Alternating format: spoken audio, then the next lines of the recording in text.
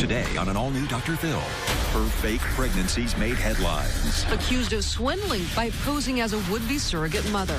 You got old ultrasounds of your children? Yes. As proof of your pregnancy? I did. She scammed this couple out of thousands. I wanted to kill that woman. You didn't pay them back all the money. Because I can't get a job. Now, for the first time since they battled in court, they'll face off. After 5 months, I'm told there is no baby. I wanted to tell you. But you didn't. I have no forgiveness for you. How long do I have to be punished for this? You destroyed our lives. You lying bitch. Let's do it. Have a good show, everybody. Here we go. This is a safe place to talk about hard things. Stand by. We'll count you down. I try to be an emotional compass and point you in the right direction. 5, 4. I am not giving up on you.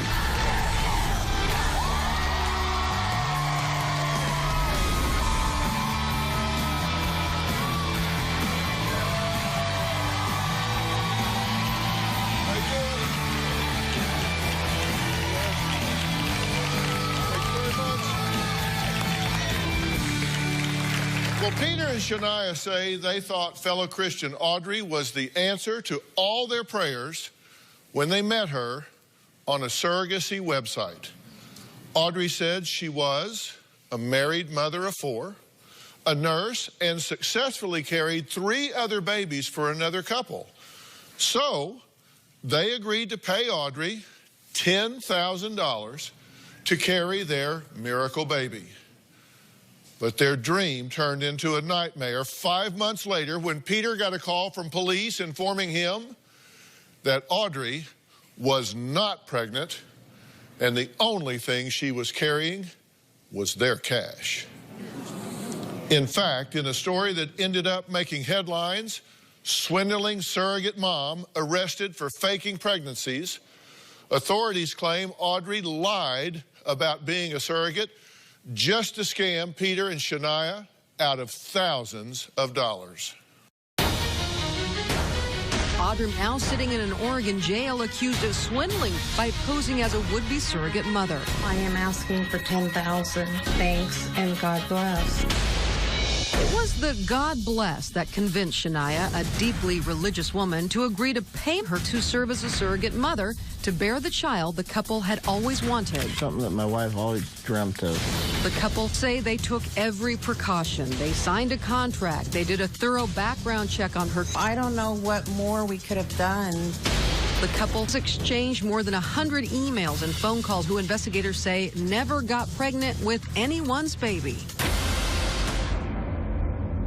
Well, Peter and Shania are understandably furious with Audrey and say she is evil for dashing their dreams of ever having their own child. My wife and I were scammed by Audrey when she faked that surrogacy with us. She's a very evil woman. Audrey had told me that she had been a surrogate for a gay couple 3 times in the past. She even sent me pictures of the family. There, I believe, were 2 Caucasians and 1 was African American. The pictures were confusing because both of the fathers were white. It was a red flag, but I just ignored it. We did a background check on Audrey, and we still got nailed. That night at the hotel, we discussed transferring the specimen from Peter. Audrey gave us a sterile specimen jar. We didn't see the kit. I didn't want to be in the room while that happened. About 21 days after we had met, Audrey had sent me a picture of the pregnancy tests. Audrey kept putting off the ultrasound. We always had to call her. She never once called us. I wanted a baby so badly, and I believed 100% in my heart that she was pregnant with our child. I got a call from a police officer. She says, I hate to tell you this, but there is no baby. This is a scam. I was devastated, shocked, in denial that there was no baby. To see my wife break down like that, I wanted to kill that damn woman. I am still angry at her for scamming us. Well, I'm glad to meet you all, but sorry for the circumstance. I mean, this is obviously terrible. Yes, it is. You were desperate to have a child. Yes, I was. I mean, this is something particularly you really wanted to do this. Yes, badly. When you found her and made the arrangement, this was like huge hope to you, right? I felt excited that my dream was going to finally come true. She was on top of the world. But from the beginning, and I know you shared with us the emails, and Shania's reply to Audrey's surrogacy ad, you replied to it in April, and you said, we are looking for a traditional surrogate to bring us our miracle baby. And any information regarding costs you can give us would be greatly appreciated. And she responds, right? Yes, she did. And she says, I'm asking for $10,000, $2,500 to be paid immediately as a retainer. And she signs off, thanks and God bless. God bless was like she was a Christian. Simple as it sounds, but that meant something to both of you, right? It did, very much so, because I felt I was a Christian and she was a Christian, and I believed everything she said. I had complete 100% faith in her. So 2 days later, you reach out to her again, and you kind of raise an issue that becomes prophetic. You say, I've been strung along by 2 scammers so far. We now live in a world that is so full of scammers and prey on the very vulnerable people. And she responds back to you about that and says, I'm so sorry to hear you dealt with scammers. They kind of ruin it for the rest of us. Yeah. So you agreed to meet, and there's no lawyers involved here. No lawyers. No lawyers involved, just you, her, and you meet for dinner at a hotel. And before that, we had, a background check done. She said she was a nurse. You verified that. And we verified that she was an actual nurse. She had a nursing license and everything. The background check was pretty cursory, though, right? I mean, there's not a lot you can check, but no. So you pretty much just verified that she was who she said she was, that she was a nurse, she was registered, which is important information to know. I mean, right. So you meet at this hotel, and that's where you do the deal. You pay her the money. Yeah. You sign a contract that she provided. Right. Surrogacy contract. And she showed up in her nursing scrubs. So. Yeah, and has a cup, a specimen cup. Specimen cup. And you give her the specimen. She says, I'll do the transfer right here. And you run it. You run the transfer to her. Yeah, I did that twice that night. So 21 days later, bingo. Right. Yeah. She's pregnant. She's pregnant. Well, you got an email from Audrey that just said, hey, congratulations, right? Yes. In fact, that's what it said. Congratulations, exclamation point, or congratulations, exclamation point, because it was pink and blue. It said, I didn't know if I should use pink or blue. Good people deserve good things. God bless, smiley face. And attached were pictures of positive home pregnancy tests. Yep. I was ecstatic. We are going to have a baby. And as high as it went, it all came crashing down. Yes, it did. Peter and Shania have not seen the woman who scammed them since they were in the courtroom almost 5 years ago. But she is here. She's going to join us right here on stage when we come back.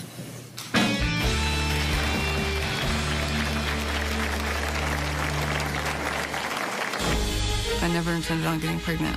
They brought Peter's specimen to the hotel room. I threw the specimen in the garbage. At the time, I really needed the money. It was extremely difficult to keep the lies going. And later, You know, I was just happened in Washington. 3 felonies, 25 to life. Come on. Right How long on. do I have to be punished for this? Tomorrow on an all-new Dr. Phill. CPS said your daughter is in videos and pictures taken in Russell Taylor's house that have been sent to Jarrett Fogel. The first victim of the Fogel sex scandal to speak out. Russell would come into the bedroom. When you were naked, Yes. I did not know there were hidden cameras. this was a house of abuse for you. Yes. Then on Friday, I am in love with Kit Morris. she's married but obsessed with a country star. I asked if he could take me home. Anywhere in there did you think, I ought to check in on my husband and kids? That's Friday. When I see Audrey, I don't know what my reaction is going to be. I'd love to wrap my hands around Audrey's throat. I hope that the chairs on the Dr. Phill show are bolted down because I might end up throwing one at her. Well, that was Peter talking about the anger he still feels toward Audrey after she was convicted of a surrogacy scam. Audrey says Peter and Shania trusted her, never asked any questions about her past or medical history, and even agreed to pay her $10,000 to carry their baby, money she says she desperately needed. Yeah. I faked a surrogate pregnancy for the money. The plan was to take the deposit. It was non-refundable. No one was going to get hurt, and that was going to be the end of it. I never intended on getting pregnant. I separated my feelings from it. I didn't consider anybody else in this situation. I found Shania and Peter on one of the surrogacy websites. Shania was very trusting. She didn't ask a lot of questions about my medical history. We had agreed on a $10,000 arrangement with a $2,500 deposit. They would pay me $833 every month. I sent pictures of my kids and pretended that that was a previous surrogacy that I had done. I made arrangements with Shania and Peter to meet them in Portland, Oregon. I downloaded a sample surrogacy contract, and we signed the contract. They brought Peter's specimen to the hotel room for me to get pregnant.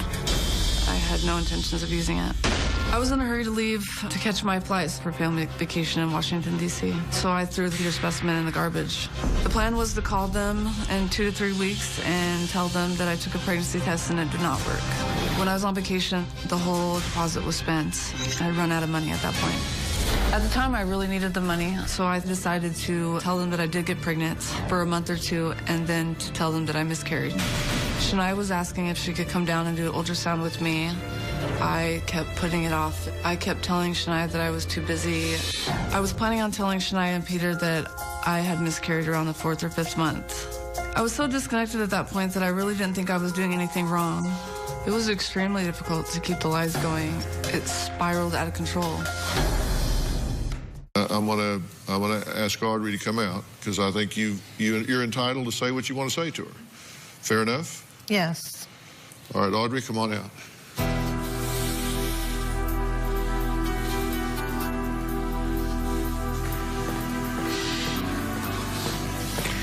Audrey, Dr. Phill, how are you? Good. Sit right here if you would. I believe you know these folks. Yeah. What'd you want to say? Well, you lying bitch. How could you do that? You destroyed our lives. I am sorry for what I've done. I'm taking responsibility. What I want to know, Audrey, is how long you were going to carry this out. I had no You were in your 5th month. I had no intentions of carrying it on that long. We were going to have a baby shower. We asked you if everything was okay. We sent out the invitations. You said it was okay to send out the invitations. My life at that time was very different. You guys have no idea what was going on in my life, and I'm sorry. No, you've never told us. You've never given us any answers as to why you did what you did to us. Because I wasn't allowed to contact you guys. By who? The court told me I was not allowed to speak to you guys. You were supposed to send us an apology letter. I wrote a 5-page apology letter and gave it to the probation officer to send to you. Well, he didn't send it to me. I did. I swear I wrote it. I tried to reach out to you. I asked them to contact you and ask if I could talk to you. And they kept telling me no. I wanted to apologize. I wanted to tell you where I was at and why I did what I did. Because I am sorry. No. I truly am. I can't believe you. You know, you're on the internet. I think you're still scamming people. Well, Audrey, I think you're still a lying bitch. Did you have children, right? Yes. Okay, so you're dealing here with a couple, with a woman that has said to you, this is our miracle baby. We can't have a child. This is our last chance. This is it for us. We've been scammed. Don't hurt us. So she's waving these flags in your face, and you're saying, come on, God bless you. God bless you. Come on down. Give me your money. Yeah. What were you thinking? Number one, I wasn't the only one involved in it.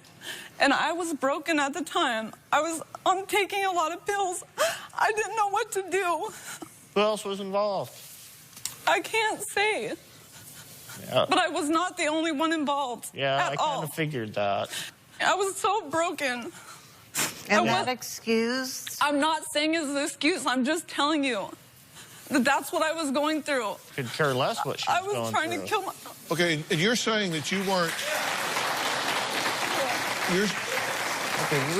You're saying that there was someone else involved, but you were the only one charged and convicted, correct? Yep.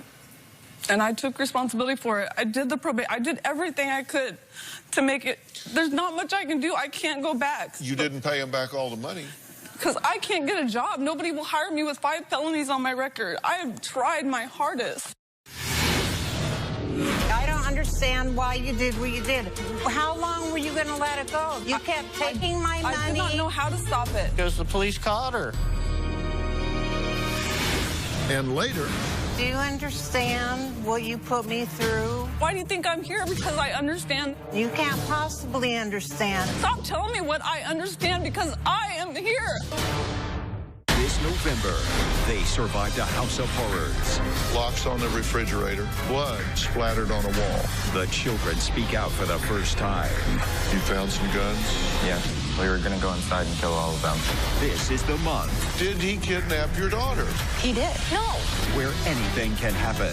She asked me to come get her. You're lying. I'm lying? Why don't you shut the hell up? I'm not gonna shut my mouth.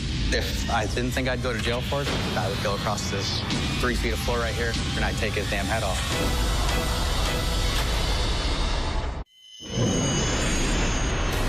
Shania's family was throwing her a baby shower, and actually had invited me to it. I was supposed to be around 5 months pregnant.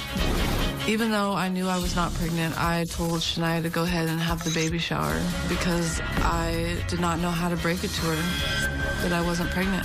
I knew that I had messed up and I was going to go to jail. I felt like the worst person in the world. I don't have answers, Audrey. I don't understand why you did what you did. How long were you going to let it go? The only reason you stopped was because you got caught.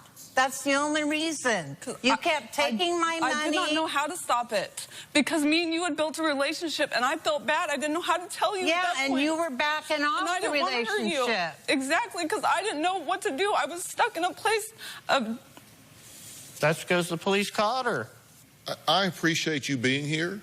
I appreciate your willingness to come and face them and answer their questions, because I think them getting some information about this will help them heal, even if they don't feel it right here in the moment. And you didn't have to be here. You didn't have to come and do this.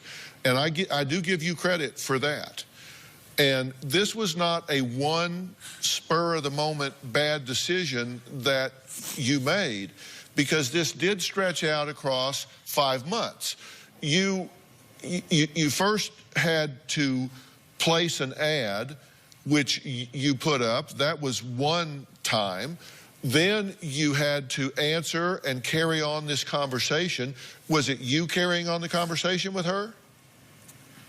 You said you felt... Part of the time, and part of the time it wasn't. But you said you had a relationship with her. You had a bond with her that you, not someone else, but you didn't know how to quit because you had a relationship with her. I didn't really care about her. Somebody else was writing the emails? Encouraging emails to me? I did not write all those emails at all. You have got to be me. Really? I did not write all those emails. You're going to blame them on somebody else. No, I'm taking responsibility for what I did. But I'm not going to say it was just me. But I still take responsibility for it. I still feel guilty. Why do you think I asked to be here? Because I still feel bad. You know, I wish this happened in Washington, you know? You know why? Because in Washington, with 3 felonies, it's 25 to life. I should go to life for this? Come on. You should have gotten more punishment than what you got for what you did to me. Was it you That's not what you said in the emails that we've talked back and forth. That's not at all what you said. Was it you that altered the ultrasounds? It was me that altered the ultrasound. So you got old ultrasounds. Were they of your children? Yes. So they were your ultrasounds from your children, and you altered the dates. I did. And the identifying information, and you sent those as proof of your pregnancy. I did. I never saw any ultrasounds. I thought they were sent to you. Not to us. Not to us. Well, we'll talk about that. You also found out that Peter had to have heart surgery, correct? I did. So you knew that at every penny they had, every amount of money, dime, that they could scrape together was going towards him having to have heart surgery. Which was even harder to tell you guys at that point. How was I supposed to tell you guys? And I wanted to tell you. But you didn't. I didn't. I didn't want to hurt you. I didn't know how to stop. The only thing that got her through me being in the hospital with all the complications was knowing that she had a baby coming. Was knowing I had that baby coming. And you just up and destroyed it. You're looking for forgiveness. I have no forgiveness for you. None at all. Well, interestingly enough, Audrey says that she would not forgive herself for this. Shania says that although she trusted Audrey 100%, there were plenty of red flags along the way. We're going to find out what they were and why Shania overlooked them. We'll answer that question when we come back.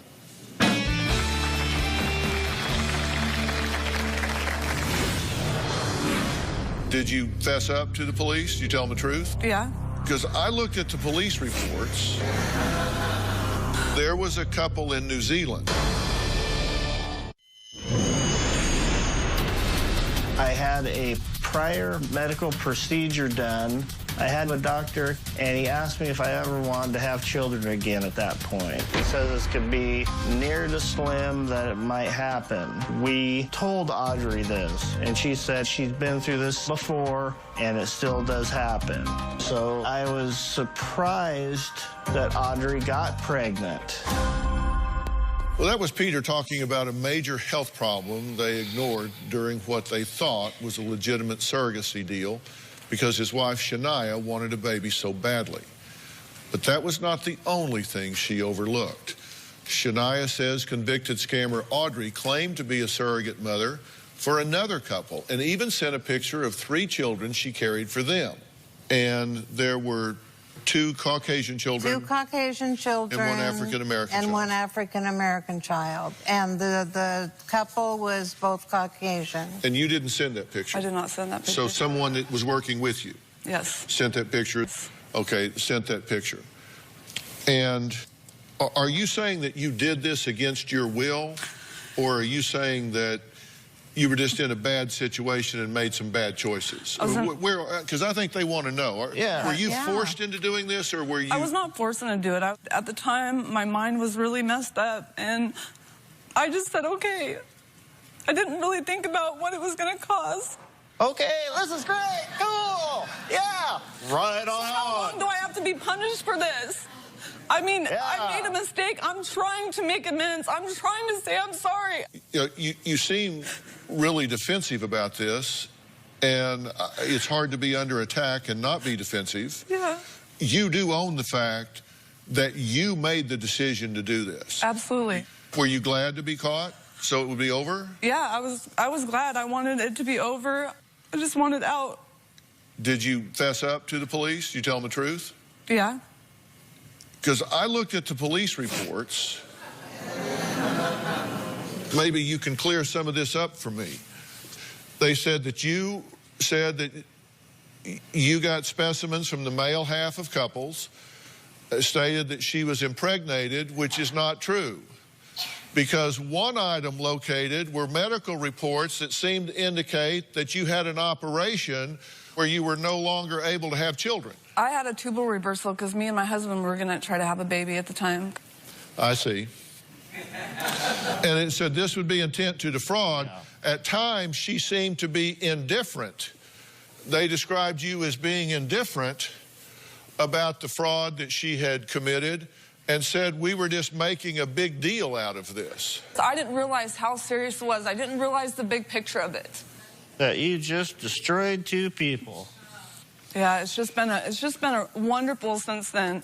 I mean, life has been amazing. Do you understand what you put me through in not being able to have a baby? Why do you think I'm here? Because I understand that it's a guilt that I still live with. You've got 4 children. You can't possibly understand what it's like not to have children. That doesn't mean... You'll never know. Stop telling me what I understand because I am here. I'm sorry. Okay, well, there's something I want to be sure you understand, because there was a couple in New Zealand as well. And there's excerpts from her confession about this New Zealand couple. And you said, I found out I was pregnant, and then all of this stuff happened, and I lost the baby. That's what you told the police about the New Zealand couple. Yep. Okay. And you said, I was really trying to help them. I had a miscarriage, and I just didn't know what to do. That wasn't the truth. Nope. And I ask you, when you got caught, were you glad it was over and that you got caught? That was before I got caught. They called me a couple months before that. The police called you about this and you lied to them? Yeah, they called me just about the New Zealand couple and I lied to them. I didn't know what to say. So you know they're onto you. Yeah. And you're still working them. Yes, I did. I'm saying I did. Why? Because I had a lot of pressure at the time to keep it up. And everybody kept telling me it was not a big deal. You're not going to go to jail. If you do, it's going to be a slap on the wrist. And that's what you actually got, was a slap on the wrist. It was not a slap on the wrist. I had my kids taken away for 9 months. When they came in and ultimately did arrest you and seize computers and all, they found replies to 2 Craigslist ads on March 24th of 2010. Hi, I was wondering if you ever found a surrogate. Then they found a surrogacy contract with Leanne and James, names highlighted, signed by Audrey on April 16th. And then replies to 3 Craigslist ads on April 20th of 2010. I'm an experienced surrogate. I have a contract drawn up asking for $10,000 compensation, $2,500 paid, and then the rest paid monthly. April 20th. What was the day you met with her? May 3rd. Wow, you had yourself a good scam going there. Let's take a break. We're going to find out the exact moment when Peter and Shania found out their dream to become parents was never going to happen. If Audrey wants to make things right, she needs to understand the impact on these people. We'll be right back.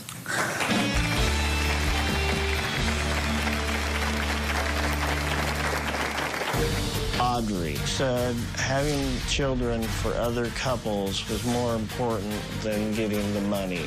That's not at all true with this woman. She's a lying thief and a backstabbing bitch.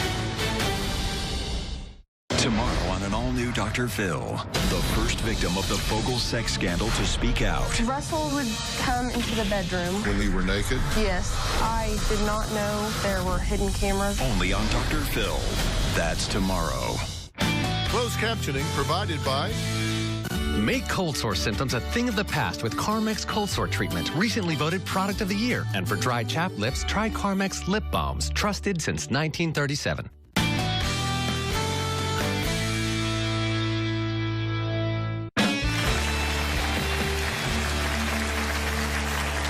Peter said he had his suspicions about convicted scammer Audrey's pregnancy, but finally started feeling comfortable when he got the devastating news from police that Audrey, in fact, was not pregnant and had swindled them out of more than $5,000 in 5 months. How did you get the news, Peter? Who called you and told you, and what did they say? The Astoria police called me at my work. They asked me if I knew Audrey. I said, well, yeah. She's carrying our surrogate child for us. And the officer on the other side said, no, she's not. She's not pregnant. There is no baby. She's been lying. It's a scam. She's doing it to another couple. I said, are you sure? Are you sure this is what's going on? The lady said, yeah, she's not pregnant. She's scamming. So I drove home, and she's sitting down. She goes, what's wrong? I said, Audrey's scamming us. She didn't want to believe it. And finally, I'm yelling at her. Finally, I grabbed her. I sat her down. I said, it's real. It's a scam. She scammed us. She started to cry. And she was breaking down. Her dreams of everything she wanted, of everything, were just yanked out of her heart. And I had to do it. And it wasn't fair to her. And it wasn't fair to me. And she caused it. Did you come to grips with it finally in that moment? Did it hit you? It took a while to hit me. I was devastated. I was hurt. My dream had been taken away. I was crushed because I loved that baby that never was there. For 5 months, I loved that baby. I grew to love that child that was going to be mine, that you were carrying. And after 5 months, I'm told there is no baby. For a long time, I went to counseling and had to grieve over the loss of losing that baby. And that is the hardest thing I've ever had to do in my life. And I'm very angry at you for that. Angry doesn't even begin to put a word on what I have for it. Do you get that this was not just a financial thing? Absolutely. This wasn't just about the money? Absolutely. Completely understand. I do feel guilty. It's something that I live with every day. I completely understand, and I feel like the worst person in the world for what I did, but I can't take it back. And I hope you live with it the rest of your life. In 1 minute, you seem remorseful. In the next minute, you don't seem remorseful at all. I shouldn't be punished the rest of my life. Do you need Dr. Phil's help? Text Phill to 88500 and share your story for a chance to appear on the show. Standard message and data rates may apply. If you are going to be in the Los Angeles area and you would like free tickets, go to drphil.com and click on Be in the Audience. Or you can call 323-461-PHIL.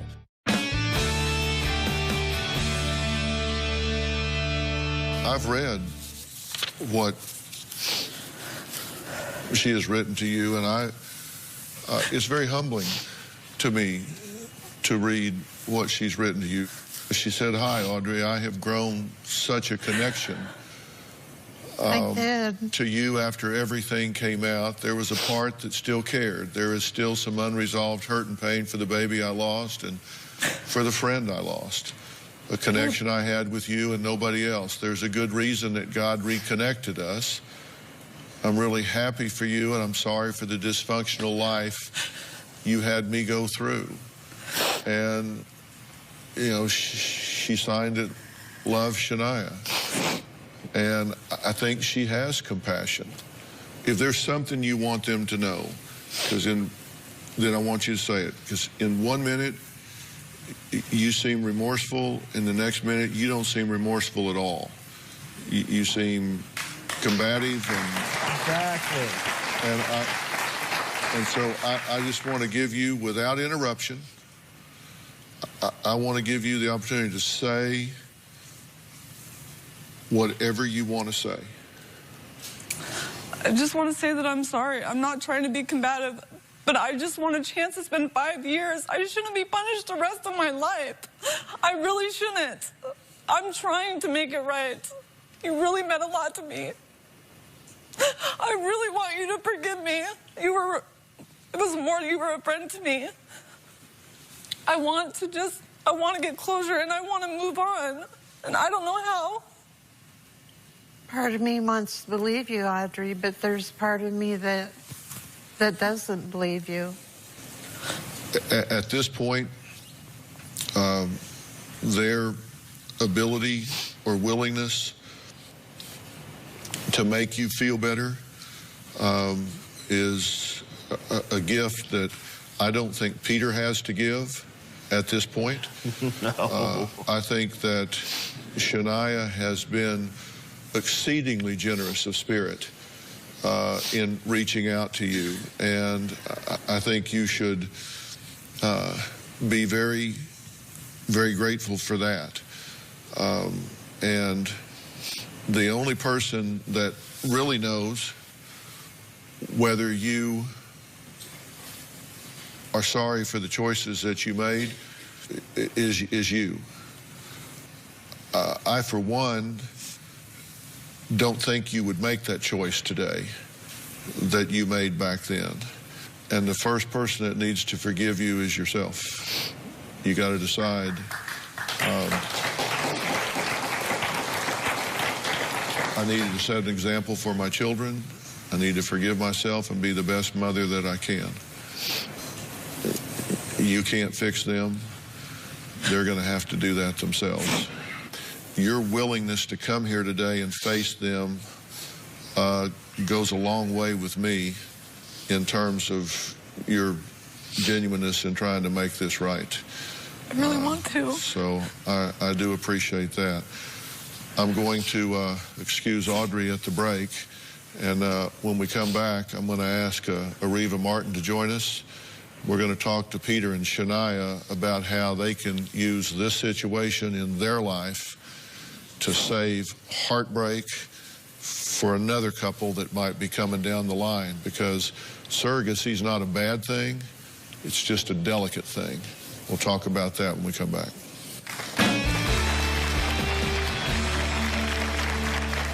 Veterans Day is a time to remember those who unselfishly put their lives on the line to protect the freedom all Americans enjoy. Honoring those contributions is the very foundation of Veterans Day. These men and women made sacrifices many of us cannot comprehend, and their efforts should be remembered. Today, please take the time to thank every veteran you know and tell them how much you respect and appreciate their service. They have dedicated their lives to their country, and I feel they should be recognized for their commitment. From all of us at the Dr. Phill Show, thank you.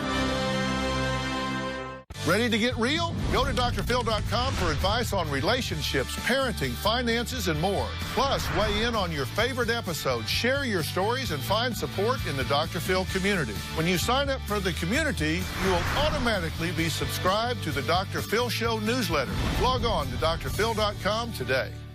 One of my favorite people of all is here, attorney and child advocate Reva Martin.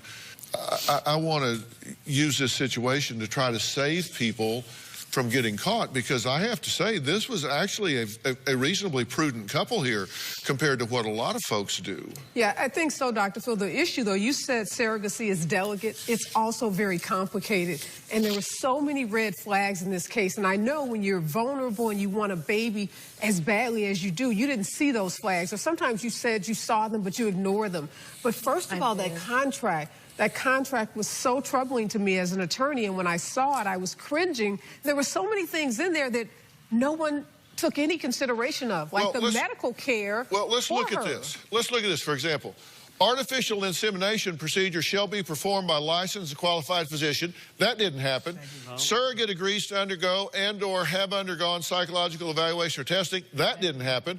Evaluation or testing shall be conducted prior to insemination procedure. Didn't happen. Surrogate agrees intended parents have the right to attend all doctor visits, including ultrasound. That didn't happen. Surrogate shall be paid a sum of money. Only thing they got right was the money. She got the money right. But nothing else in the contract that could have been helpful to y'all that was in the contract was not performed. Get a lawyer involved, use an agency, and really know the person that you're selecting to carry your baby. It's one of the most important decisions you'll make. We have to go here, but I have to say, because America, I know every woman in America is just sitting around right now going, oh my God. But I do need to share that while you've not been able to have a baby through surrogacy or otherwise, that you have made a terrific connection with a foster child that needs your love in a tremendous. Yeah. And we're very blessed. Very blessed. In a tremendous way, and I won't go into a lot of the history, but you talk about an angel on a shoulder. You're really there at a critical time in a child's life that really needs a lot of love that you've got pent up inside. And so just so people know all that love you've got to give, you've found a really meaningful way to do that. So I just wanted to share that with them. Congratulations. That's fantastic. Thank you. I want to thank all of my guests today, and a special thanks to attorney Reva Martin. Log on to drphill.com, share your thoughts on our message boards. You can also find me on Facebook and Twitter using hashtag Dr. Phill, hashtag surrogacy scam. We will see you next time. Reva, thank you so much.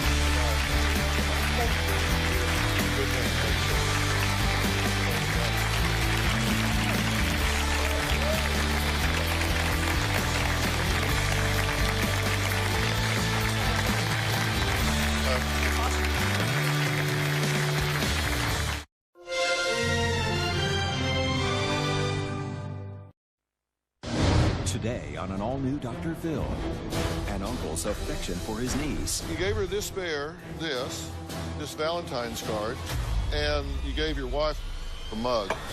Has his family suspicious. Sometimes she sleeps in your bedroom, on a mattress, on the floor, and your wife's in another room. I agree there's things that look bad. But what else is coming out? Let's talk about what needs to happen, okay? I thought maybe we could talk about me being a horrible parent some more. That has mom challenging Dr. Phill. You walk in these shoes, you'll know what it's like. Well, lady, when you walk in these shoes, you'll see bull when you see it. Let's do it. Have a good show, everybody. Here we go. This is a safe place to talk about hard things. Stand by. We'll count you down. I'll try to be an emotional compass and point you in the right direction. 5, 4. I am not giving up on you.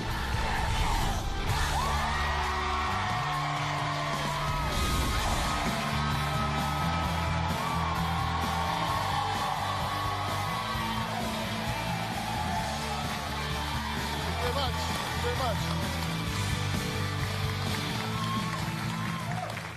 Yesterday, I sat down with Bridget, who said she was worried that her brother-in-law, Kevin, might be having an inappropriate relationship with her 16-year-old daughter, Grace. Bridget said she started seeing red flags after she found an empty can of whipped cream hidden in her daughter's bedroom. Grace later told her mom that Kevin had put the whipped cream on his neck and asked her to lick it off. Although Bridget thought the whipped cream incident was inappropriate, she still questions whether something is going on between her 38-year-old brother-in-law and her teenage daughter. But Bridget's sister Tammy says she 100% believes that Kevin is molesting her niece, while Kevin's wife Carrie stands by in denial. This dispute has divided the entire family, with Carrie threatening to sue her sisters for slander if they continue to call Kevin a molester. Kevin and Grace spent a lot of time in Grace's room with the door closed. I went into her room and found a hidden bottle of whipped cream, and then I found a letter from Kevin to Grace. It spoke of their relationship. She's getting older now, and she might even get a boyfriend. I won't be happy about it. I felt that something inappropriate had happened. My mind does not want to accept that something bad can happen. When I found the whipped cream and then I found the letter, I was physically sick. I love you with all of my heart. You will be dating, will eventually find a guy. I'd be lying if I said there wouldn't be a part of me that doesn't like it, though. I don't care that you are only 16. He doesn't like when I date guys or talk to guys. Grace wanted me to bring a bottle of whipped cream to the house because she wanted me to make sundaes. He put it on his neck and asked her to lick it off. That would have been enough evidence for me to go to the police. What are you going to say to the police? I found a can of whipped cream? I have one priority here, and I don't get the urgency on anybody's part about the safety of this child. How is it okay for Kevin and Grace to be in her bedroom with the door shut, you not knowing about it? You told all him the to time, get and I his, don't you know check what? in with Kevin. Everything about this is so inappropriate. I know how to move this thing along, so I think we can get to a productive place, and I would like to talk one-on-one, just you and I. Okay. Let me tell you what I know about this situation, just what I think I know about this situation. Okay. And you tell me if I'm reading the situation right. Okay. Grace lost her father to cancer about 1.5 years ago. And at that time, she really withdrew and hasn't been to school since, as a matter of fact. And you kind of stepped up and got her out of her cocoon and got her to go outside and took her to the mall and took her shopping and kind of got her to re-engage with society. Yes. And I think everybody was very grateful for you doing that. And I think that, to use your term, things kind of snowballed from there. Correct. Your wife works second shift. Correct. And so you're home, nobody's around, your son's 19, he's gone doing his thing, so there you are, she's in need, you have the time. Exactly. You're a family member, you care, so you just kind of started investing time in her, which is a very kind thing to do. And you say it kind of snowballed from there, and you guys developed a very close bond. And without sensitivity to how things appeared, I think unintentionally, I think you kind of ran some red lights along the way. Wouldn't you agree? I absolutely agree, Dr. Phill. Yeah. 100%. And thank you for that. I think if you can acknowledge that, then we're heading in the right direction. Absolutely. You ran some red lights there, I did. and you two got too close, and she got too reliant on you. Absolutely. And before you know it, you found yourself being too reliant on her. And so pretty soon, this just kind of becomes a give and take relationship, even though you're 38 and she's 16. And that's why when you wrote that letter, it didn't seem like an uncle to niece letter, because you were really more invested in the relationship than would ordinarily be the case. Absolutely. I couldn't have said it better myself at all. And so what when you look at the letter and you're saying things like, I love you with all my heart, the way I love you is unique, and I don't even know how to explain it, you were kind of confused about it as well. I'm bad with words. It was poor wording. What I meant is like you said, you hate to say you have nieces and nephews, you hate to say one's a favorite, maybe you're closer to them. That's what I was trying to say. She has a special place in my heart from as close as we have gotten. Yeah. And plus, you know, I also feel like I have that father figure role to her. So I didn't want to come right out either and say I love you like my own daughter, which that's part of what I meant by this. I also love her like a daughter and want to protect her. But at the same time, I don't want to try to take the place of her father or ever, want her to think that I'm doing that. So that's why probably another reason for some of the bad wording there, Dr. Phill.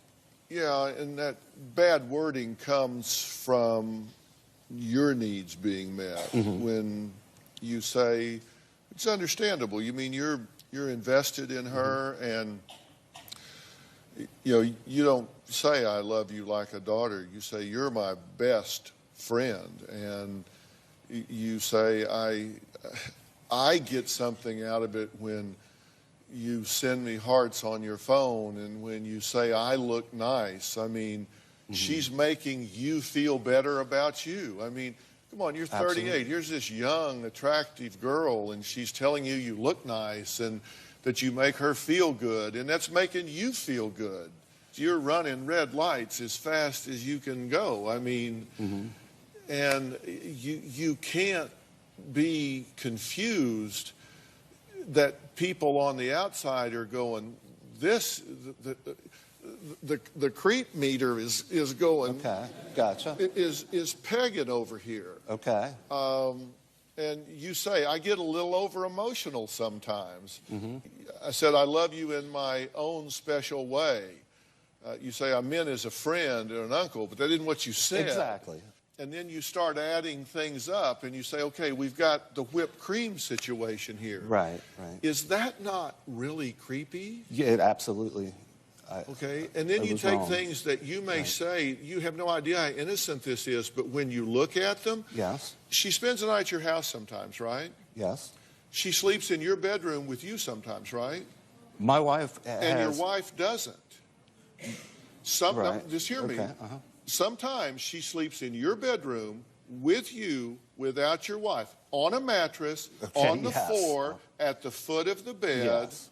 You're in the bed. She's on a mattress, on the floor, at the foot of the bed, and your wife's in another room.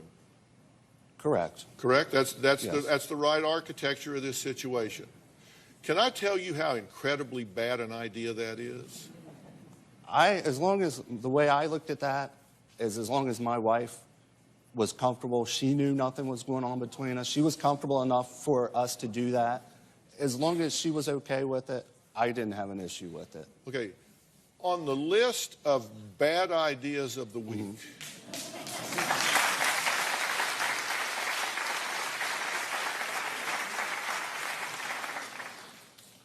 that's up here at number 1. You gave her this bear. I did. This, right? Yes. Okay, then you gave her this Valentine's card, and you gave your wife a mug. And later, I cannot even begin to tell you how dysfunctional I think this situation is. Do you want to know what I think's going wrong here? I thought maybe we could talk about me being a horrible parent some more. Tomorrow on an all-new Dr. Phill. Adam has trust issues with women. Including the ones he's seeing while he's married to you?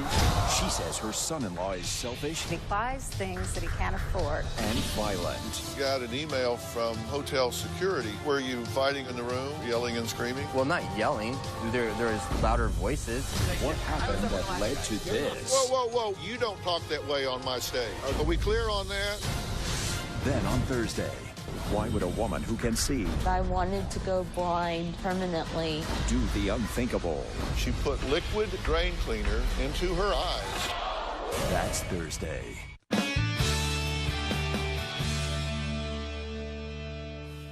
think about this. Whipped cream, going to her house, into her room behind closed doors, right, sending her a letter that says, I love you in ways I can't even describe. Here's how good you make me feel, and you tell me I look nice. Sleeping in your room with you when your wife's in another room. Would you like me to put you on the witness stand and cross-examine you in front of a jury? They would put your ass under the jail. Okay. Now, can I say one thing? The truth is, I think it looks a whole lot worse than it is, but what I'm trying to impact upon you is how bad it looks. I agree. And can we clarify also, though, can we clarify I am the one that I did bring all these things up. I was acknowledging that there are red flags. There are things that look weird. I guess what I'm trying to say is I'm not trying to hide anything. I'm here. I'm an open book. You've given her, like, gifts, like stuffed animals? That was on Valentine's Day. And a card for... When... Okay, where are the stuffed animals? We have the stuffed animals. Okay, you gave her this bear. I did. Then you gave her this, right? Yes. Okay, then you gave her this Valentine's card. Yes. Right? And you gave your wife a mug. We share Valentine's Day is not about gifts with my wife and I. The reason I did buy Grace these things, if you knew how upset she was at that time with her father passing, what I thought in my heart when I seen this for her is this little girl, her father probably would have bought her something for Valentine's Day. If we were in court and I was trying to convict him and you were a jury and would vote guilty, stand up.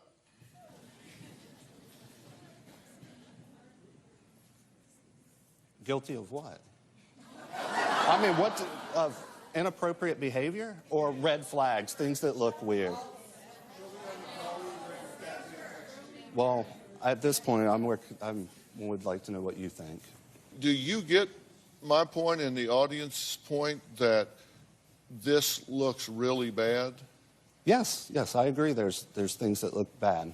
Absolutely. You have run red lights. You've crossed boundaries with her. Personally, I don't think you've molested this girl. Of course not. I don't think that's taken place. No. I think that's a matter of timing.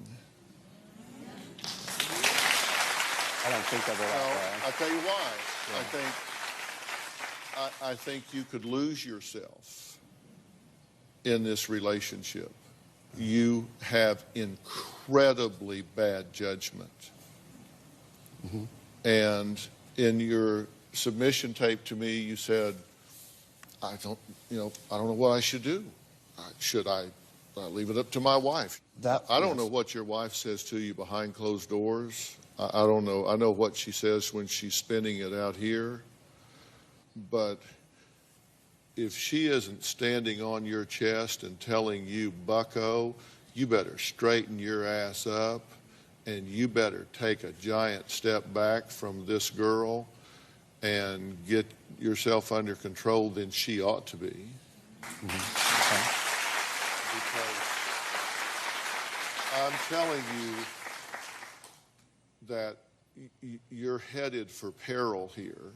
I think the best thing that ever happened to you is happening to you right now.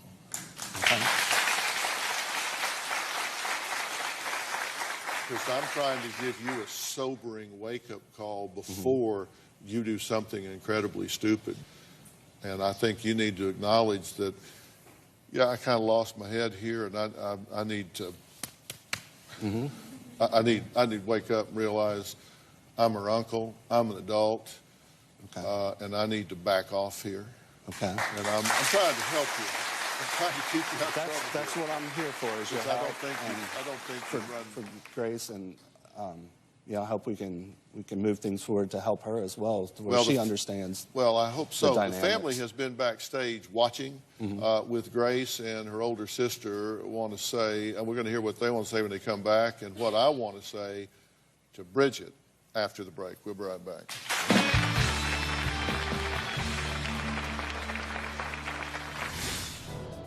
Unless someone has walked in my shoes, you don't know what you would do.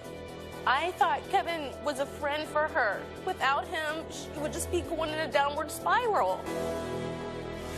And later, I was trying to put a pretty good spin on what you were doing with her until I heard her say the things that she just said, and having heard all of that, shame on you.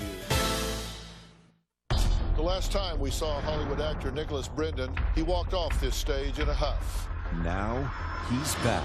Will he look me in the eye and answer my questions? We'll see. You were arrested just recently.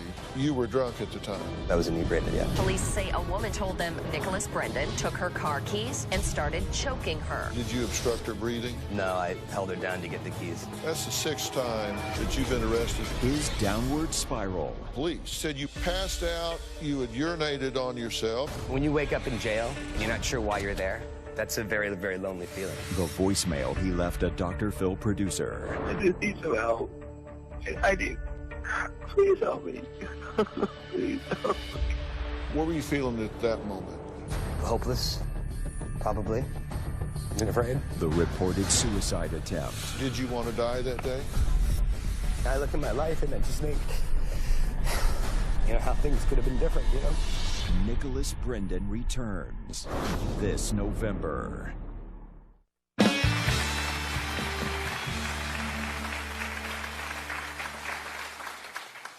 Okay, Bridget, what did you want to say?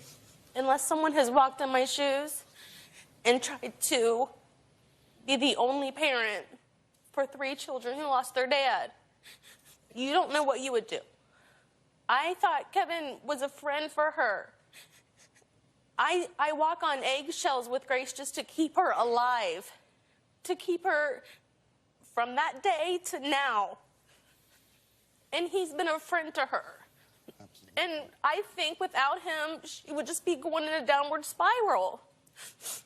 And it looks like it looks really bad, I know. But if you knew him like I know him, you wouldn't think these things. There are other children. Bridget's older daughter, Peyton, says her Uncle Kevin is overly affectionate with her 16-year-old sister and calls her pet names like Lovebug and Pookie. But Peyton says things really got weird when Grace tried to stop hanging out with her uncle, and he became angry and said, no, we can't stop hanging out just because people are saying things. I love you and you love me. So let's hear what Peyton has to say. Look at this. Kevin has an unnatural relationship with Grace. He's not as close to anyone in the family like he is to her. I didn't think the relationship was weird at first, but then he started to come around too much. Grace told me that when the rumor started, she told Kevin that they shouldn't hang out as much anymore. Kevin got mad and started saying things like, we can't just stop hanging out because people are saying things, because I love you and you love me. That is really weird. And then on Valentine's Day, he got Grace 2 stuffed animals and chocolates. These are the 2 stuffed animals that Kevin got Grace, and he also got her this card. He only got his wife a coffee mug. I feel like a coffee mug is something you get your boss, not your wife. Kevin treats Grace like she's his wife, but she's his 16-year-old niece. See, Peyton, thank you for joining us. You've been watching everything, so you're up to speed. What can you add to this conversation?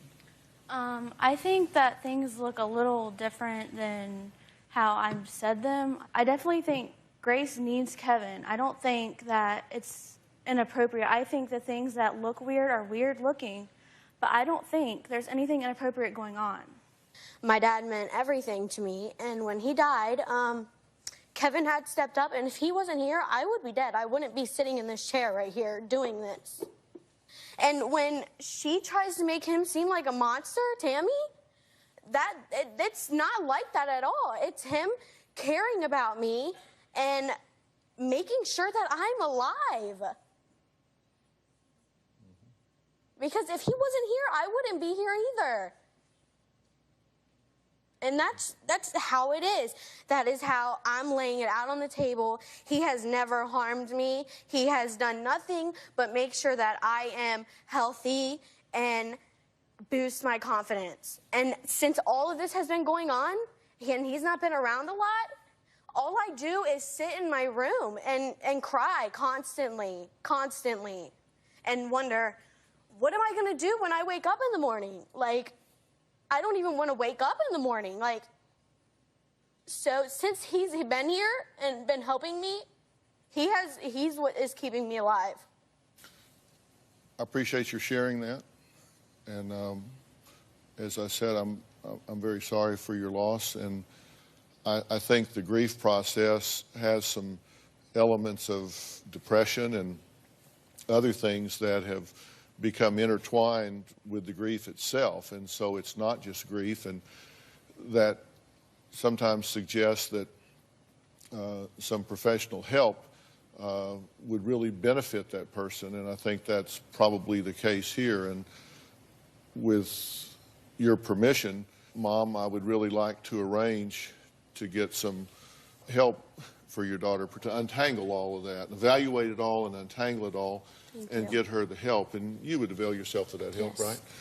I have two rules in dealing with children that I really feel very, very strongly about. And one is that we never ask children to deal with adult issues. And second is we never burden children with things that they cannot control. Those are two things that I just think are really important. And right now, I would like to turn this discussion to some very adult family issues that don't involve a 16-year-old and shouldn't involve a 16-year-old. We're going to take a break. When we come back, I want to talk about some adult family issues, and then you can say what you want to say. Okay, thank you. We'll be right back.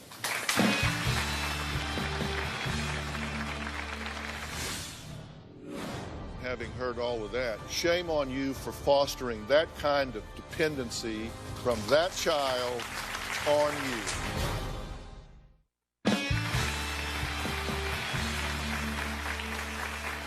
Tammy says even though her sister Bridget recognizes the red flag, she still refuses to report to the police what they believe is inappropriate behavior on their brother-in-law Kevin's part with Bridget's 16-year-old daughter. Now, we just heard from this daughter. She spoke very directly and very eloquently about the fact that but for you, she would be dead today. And I was, trying to put a pretty good spin on what you were doing with her until I heard her say the things that she just said. And having heard all of that, shame on you. Shame on you for fostering that kind of dependency from that child on you. I got to tell you, I don't get it. I don't get it. I'm sorry. I don't get it. I don't understand what you're trying to say. Well, you need to understand what I'm trying to say. I wish you would help me understand.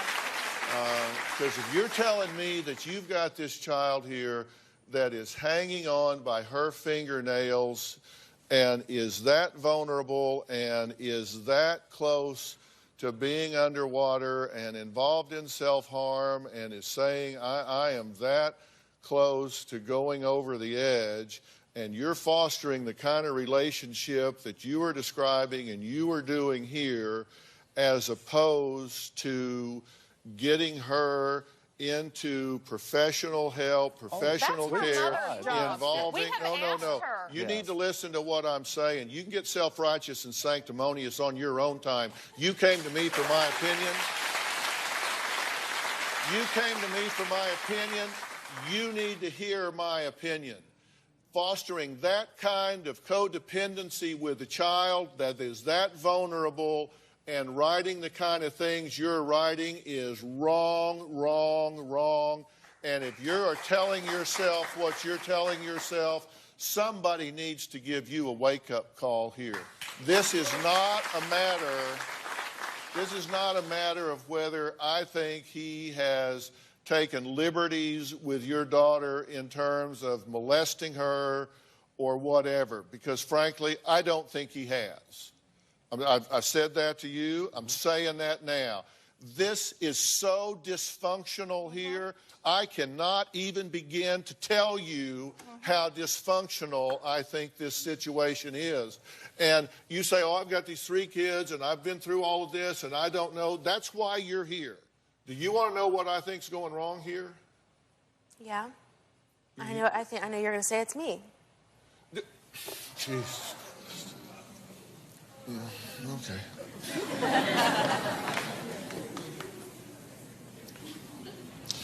Are you concerned about your daughter, or are you concerned about how you look?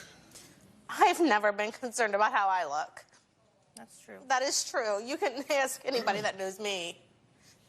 I'm asking you. And I'm telling you, I don't care how I come across. Your daughter is in a really vulnerable place here. And I'm trying to help her every single day.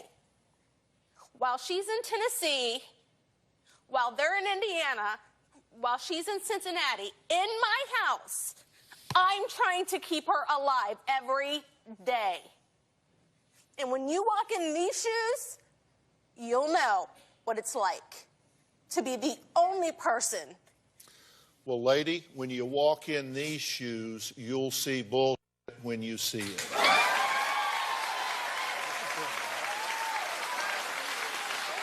And what is going on in this relationship is not in your daughter's best interest. You need to not be struggling with that. You need to recognize that that is not in your daughter's best interest. Grace would not have come on this stage and been able to speak to you like she did without Kevin boosting her confidence all the time. You have known us for 5 minutes. Let's talk about what needs to happen going forward. I thought maybe we could talk about me being a horrible parent some more. Tomorrow on an all-new Dr. Phill.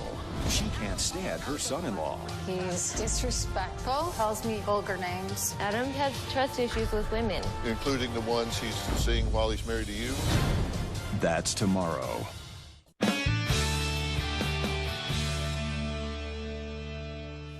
Let's talk about what needs to happen going forward, okay? Do you want to talk about that or do you not? I thought maybe we could talk about me being a horrible parent some more.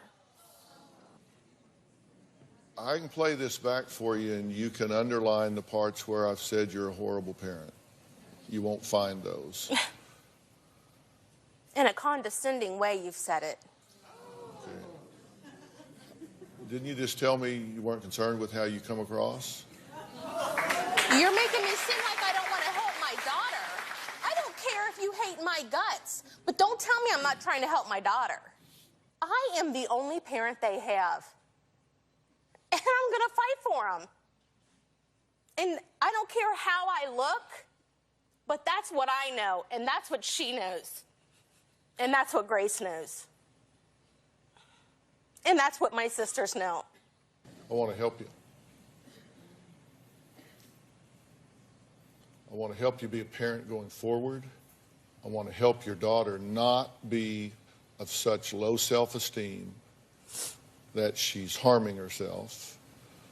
I want to help you be a parent to get your daughter's self-worth off the floor so she's not vulnerable to being exploited by anybody in any way.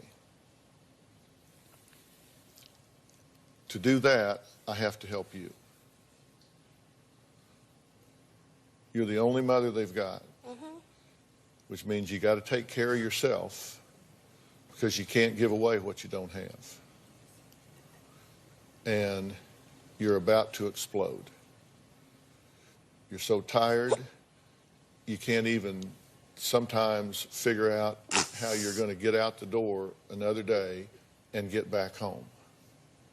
I get it. I get it. I understand that. I'm here to help you. But you got to wake up. You can't be in denial.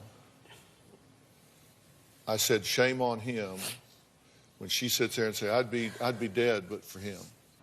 That's because she needs attention constantly, and he gives it to her because he loves her. Well, sis, I'm sorry, but that's like giving an addict drugs. I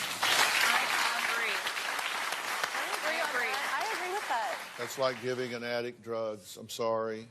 And I'm reading letters he's written where he's saying, you know, thanks for giving me attention. Thanks for making me feel better about myself. Thanks for, he's in a codependent relationship with her, going back and forth and feeding on each other. That is not healthy with a 16-year-old child that is struggling to keep their nose above the waterline.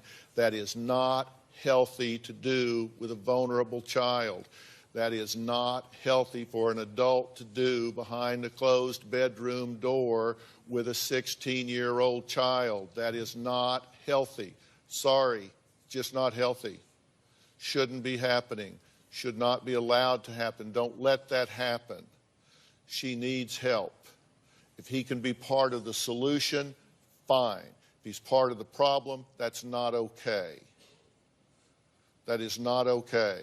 If she says, but for my 38-year-old uncle being involved with me at this level, I would be dead. Oh, my God. That is so sick, I can't even begin to tell you how dysfunctional that is. I agree. Then let's agree on that. Don't fight me. I'm pushing you up the hill. You don't want to fight me. You don't have to like me. I'm expendable. Cuss me all the way home, but take my help.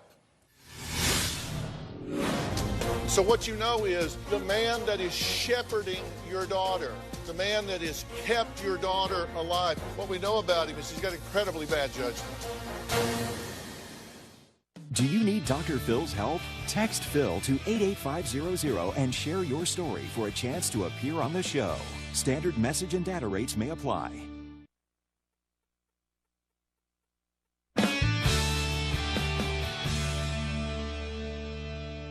This is a man, however well-intended, has incredibly bad judgment in this situation. He has said himself, I don't use good words. I have bad judgment.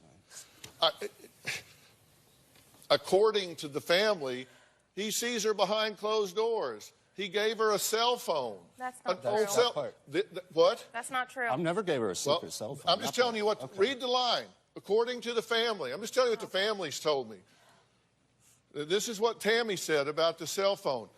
Knew about self-harming and didn't disclose to the mother. I'm telling you what the family has said. Helped Grace wash her sheets. Didn't disclose to the mother. Visited Grace when no one else is at home. Brought whipped cream to her bedroom. According to Grace, asked her to lick it off 2 times. You say you don't remember. Wrote an inappropriate letter. Brought her a pregnancy test. Didn't disclose to the mother. Allowed her to sleep in his bedroom without his wife present. Declared a 16-year-old girl his best friend at age 38. Involved children in adult issues. Let me tell you, bad judgment, bad judgment, bad judgment, bad judgment, bad judgment, bad judgment. I mean, just look at these things when you go along. These things, every single one of them. You talk about red flags.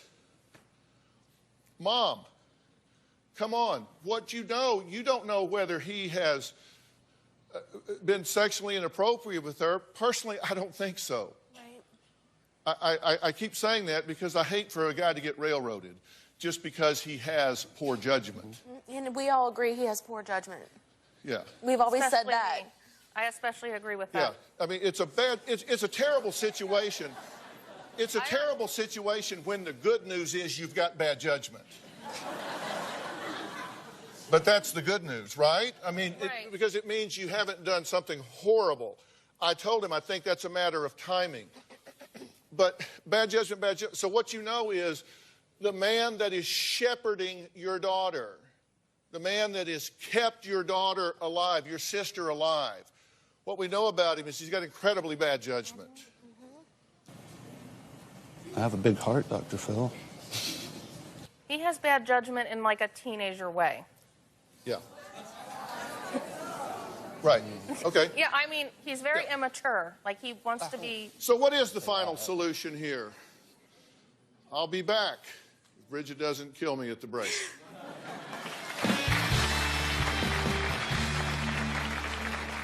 This November, the shocking stories that made headlines. A surrogate mom scam. She faked her pregnancies. After 5 months, I'm told there is no baby. How long do I have to be punished for this? You destroyed our lives. I am very in love with Kit Moore. She's already married. She wanted a divorce. But obsessed with a country star. He signed your back. I got it tattooed. You're serving your husband with a restraining order, and you've got "Marry Me, Kit Moore" painted on your window? What are you, 12? They survived a house of horrors. Locks on the refrigerator, blood splattered on a wall. The children speak out for the first time. You found some guns? Yeah, we were going to go inside and kill all of them. This is the month Did he kidnap your daughter? He did. No. where anything can happen. She asked me to come get her. You're lying. I'm lying? Why don't you shut the hell up? I'm not going to shut my mouth. If I didn't think I'd go to jail for it, I would go across this 3 feet of floor right here, and I'd take his damn head off. Ready to get real? Go to drphill.com for advice on relationships, parenting, finances, and more. Plus, weigh in on your favorite episodes, share your stories, and find support in the Dr. Phill community. When you sign up for the community, you will automatically be subscribed to the Dr. Phill Show newsletter. Log on to drphill.com today. Bridget, you heard me say you're the only mother these girls have or will ever have. You need help. And then you have a situation like this crop up, and the fact that you don't want to believe it just makes you we get like functionally blind. We look at all of these red flags, all this inappropriate behavior, and you're like, gee, I don't know. Yes, you do. You just don't want to know. And it's not okay. You've denied it. Don't deny it. Wrong, bad, stops right now, this minute, no more, period, zip, zero, nada, no more. Now, here's what we described. You know, Carrie says, well, he's got bad judgment like a teenager. He says, I don't know how to say things right. I don't recognize that these are... Is that the kind of person that we want being the steward for someone that is on the brink? Right. No, of course not. We need help. You need help. And we just need to admit that and acknowledge that. And we need to come up with and set up a plan for this family. You need help mentally, emotionally, physically. And let me tell you, I'm that guy that's going to make that happen for you. And it begins with you. And don't feel selfish about taking care of yourself. You need to take care of yourself. You need a break. There's an organization called OnSite. They are the worldwide leader in intensive workshops and treatment, specializing in emotional trauma, whatever it might be, and mental health issues. And we consider OnSite a trusted source for anybody that's struggling with trauma, self-worth, and esteem, mental health issues. And OnSite, I tell you, this place is located on a beautiful ranch just outside of Nashville, Tennessee. And I've been talking with them about this family. And that's the first place I would like to start with you guys. And I know arrangements have to be made and things like that, and we're going to talk with you about that. But I really want you to have a break.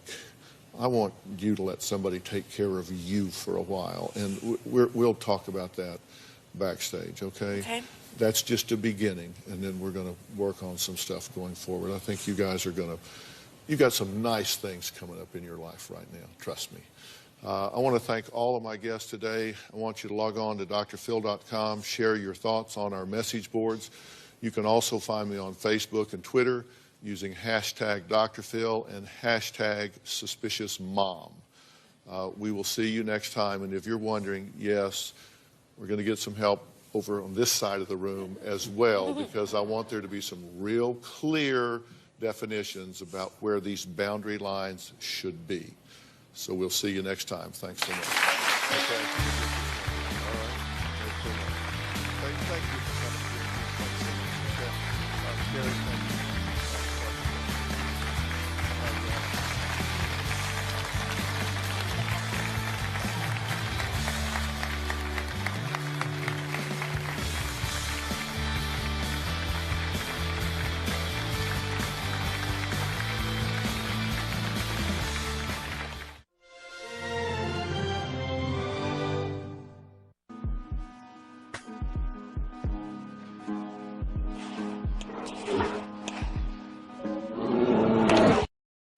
Today on an all-new Dr. Phill.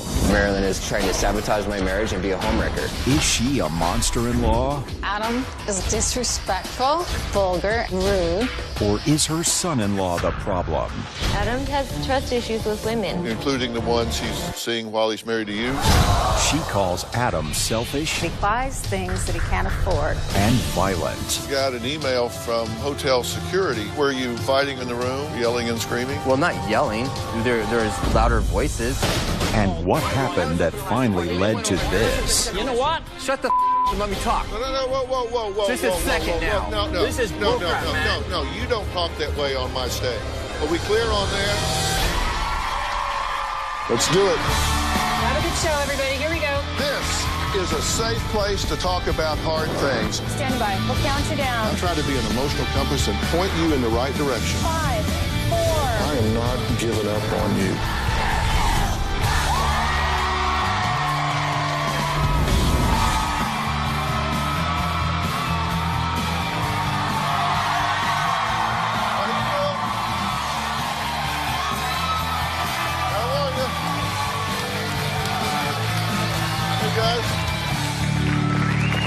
Well, we have all heard of monster-in-laws, right? Well, today, Marilyn would like to nominate her son-in-law, Adam, for the title. She claims he is the most controlling, abusive, disrespectful, lazy, entitled freeloader she has ever met or even heard of. Marilyn says Adam had the nerve to lie around her house for free without lifting a finger to help. He paid zero rent, but still managed to splurge on cars, motorcycles, trips to the tanning salon, and some high-priced jewelry, all while his wife and children were under her roof eating her food. She claims Adam is vulgar and lazy, and this in-law should be outlawed from the family right away. Take a look. Living with Adam is like being a prisoner in your own home. He's disrespectful, rude, vulgar, selfish. Up until recently, Adam and Miranda were all living in my house. Right now, Adam does not because we kicked him out. Adam sent me a very rude voicemail after I kicked him out of the house. You know what? You're a real piece of work. Everyone hates you. Nobody likes you. You're just a dumb idiot. Go wreck someone else's life. Instead of Adam taking care of the family, he buys motorcycles, cars, expensive cologne, watches, boots. Adam is not a good provider for my daughter. Adam has a very violent past. He's been arrested 30 times. Most of those arrests were for assault. I am petrified for my daughter. Adam is verbally abusive. He tells her right to her face that she's unattractive. You're my daughter. You deserve better. He broke Miranda's iPhone when he was angry at her.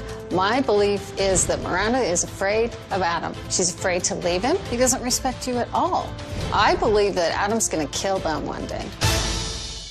Well, Marilyn's daughter Miranda has a totally different take on Adam. She says Adam may not be perfect, but he is a good husband and a good father. My mom doesn't like Adam, and Adam has an issue with my mother. My mother did a background check on Adam and found out that he had been arrested about 30 times. It didn't scare me. It kind of caught my eye. He had a few domestic violence charges. He has not shown any signs of domestic violence towards me. I don't get it. Have you ever tried to understand his anger or frustration or things that's going on in his head?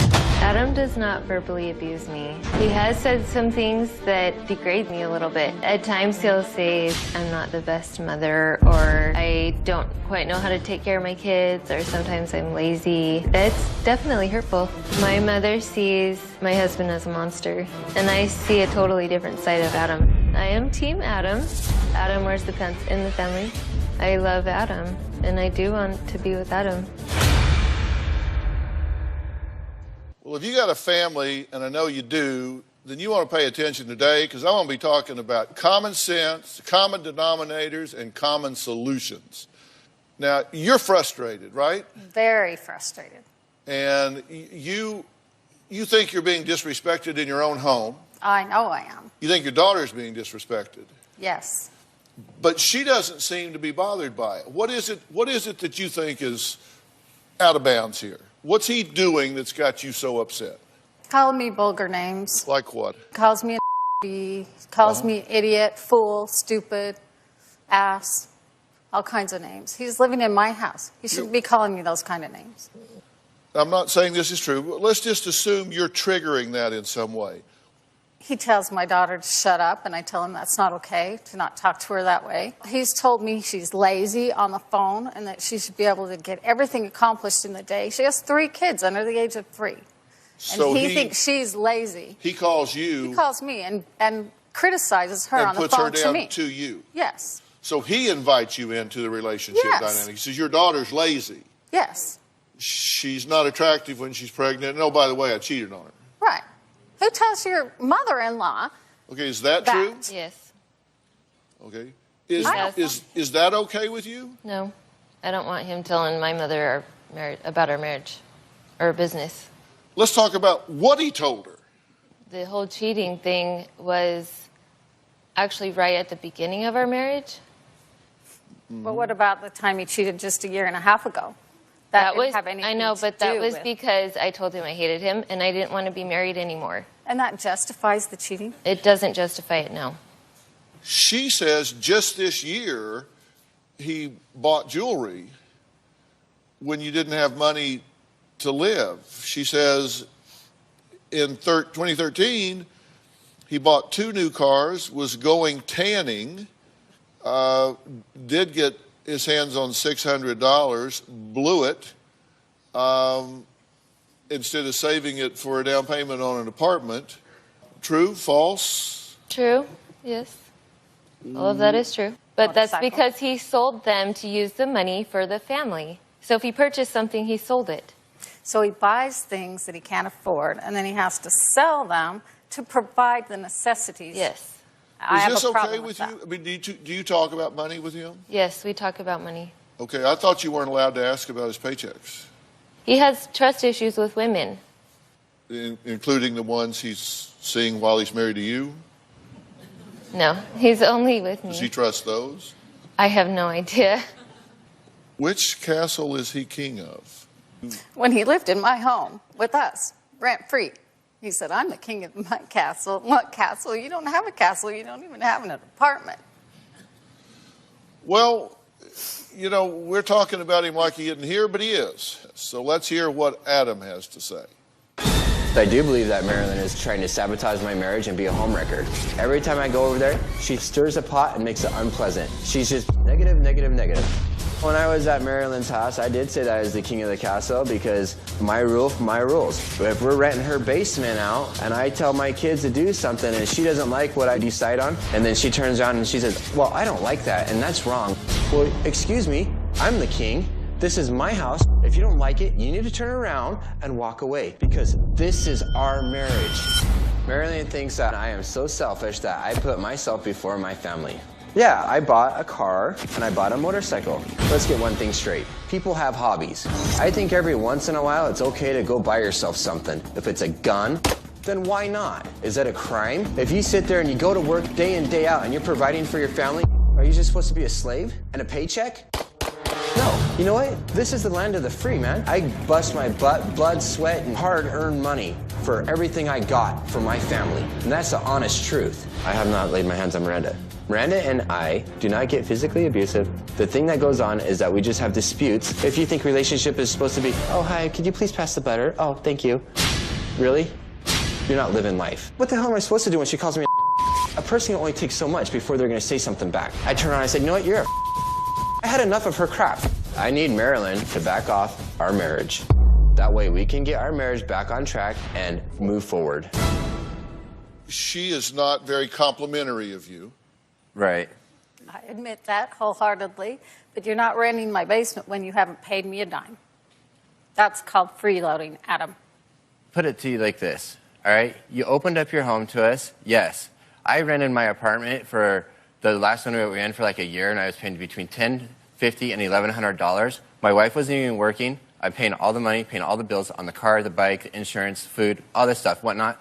I even threw a birthday party for you. As a matter of fact, even your last birthday that you just had, I bought your presents and your cake when no one else got you anything. That's you not bought her a birthday cake? Yeah. Did you write bitch on top of it?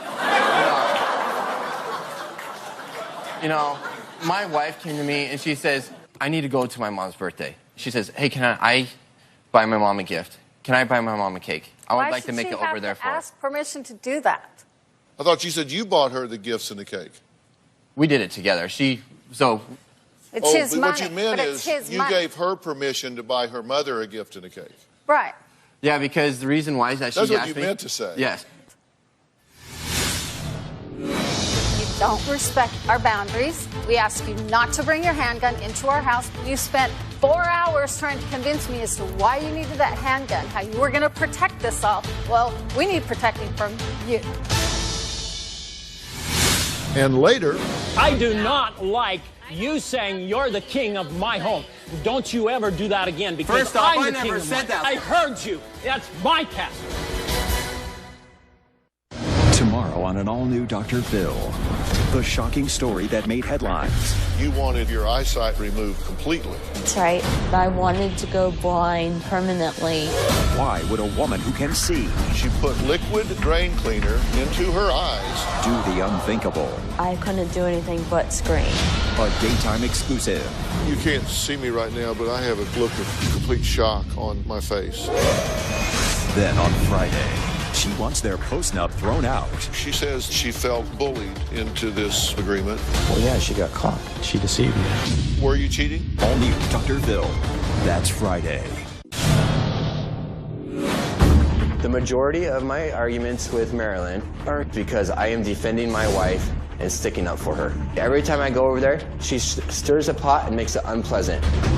She's sitting there trying to put me down and build herself up. She wants to sit there and put herself up on a high horse. I really don't appreciate her trying to make me out to be a bad guy. I'm actually a really nice guy. I'm actually really giving. I'm like a giving tree. Well, Adam says he is a giver, not a taker, but if you ask his mother-in-law, Marilyn, she would disagree. She wrote to me saying she wanted her son-in-law evaluated before she would ever let him step foot back in her home.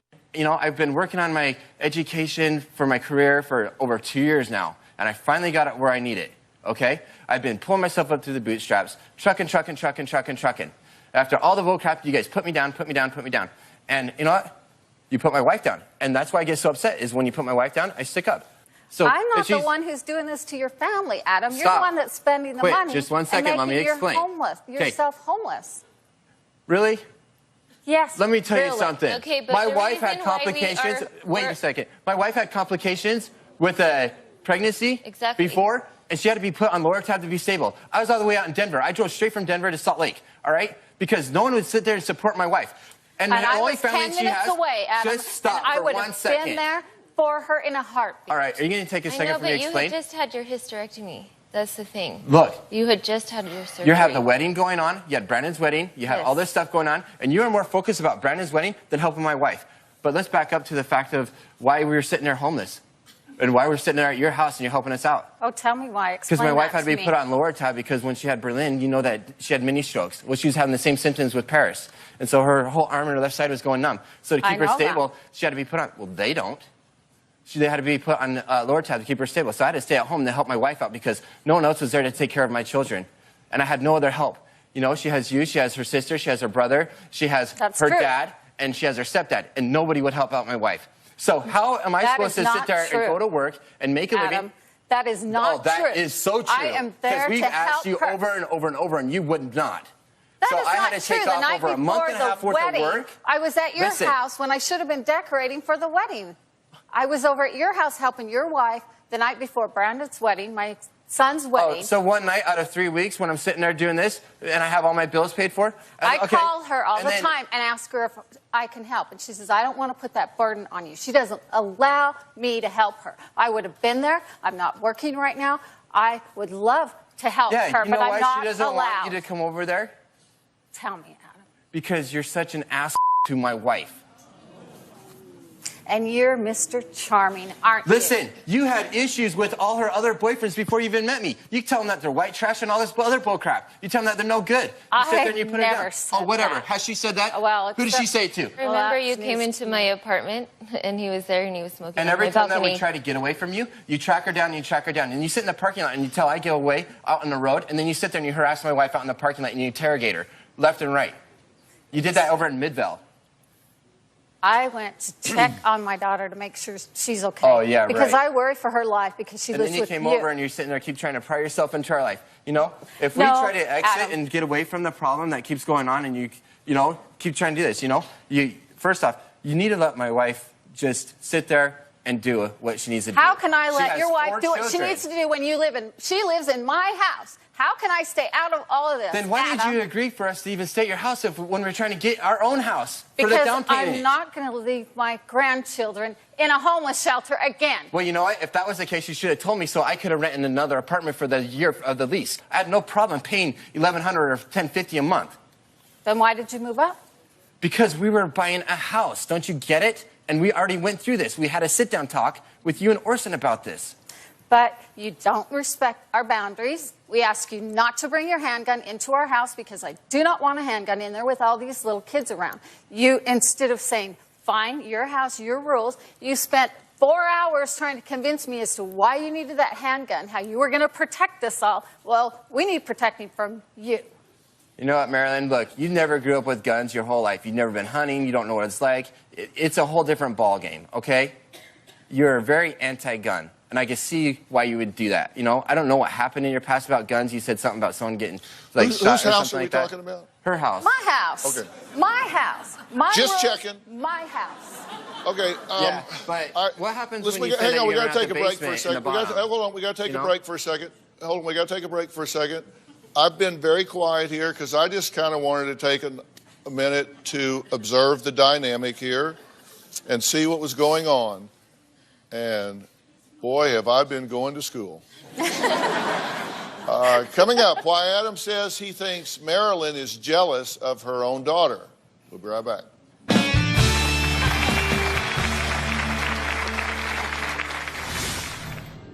I am sick and tired of you bashing my wife. You know what? Is it okay for you to say that to me? It's right. Nothing's okay. So what? Adam, why have you been arrested 30 times? And later, we actually got an email from hotel security. Were you fighting in the room, yelling and screaming? Well, not yelling. There was louder voices. This November, the shocking stories that made headlines. A surrogate mom scam. She faked her pregnancies. After 5 months, I'm told there is no baby. How long do I have to be punished for this? You destroyed our lives. I am very in love with Kit Morris. She's already married. She wanted a divorce. But obsessed with a country star. He signed your back. I got it tattooed. You're serving your husband with a restraining order, and you've got "Marry Me, Kit Moore" painted on your window? What are you, 12? They survived a house of horrors. Locks on the refrigerator, blood splattered on a wall. The children speak out for the first time. You found some guns? Yeah, we were gonna go inside and kill all of them. This is the month Did he kidnap your daughter? He did. No. where anything can happen. She asked me to come get her. You're lying. I'm lying? Why don't you shut the hell up? I'm not gonna shut my mouth. If I didn't think I'd go to jail for it, I would go across this 3 feet of floor right here and I'd take his damn head off.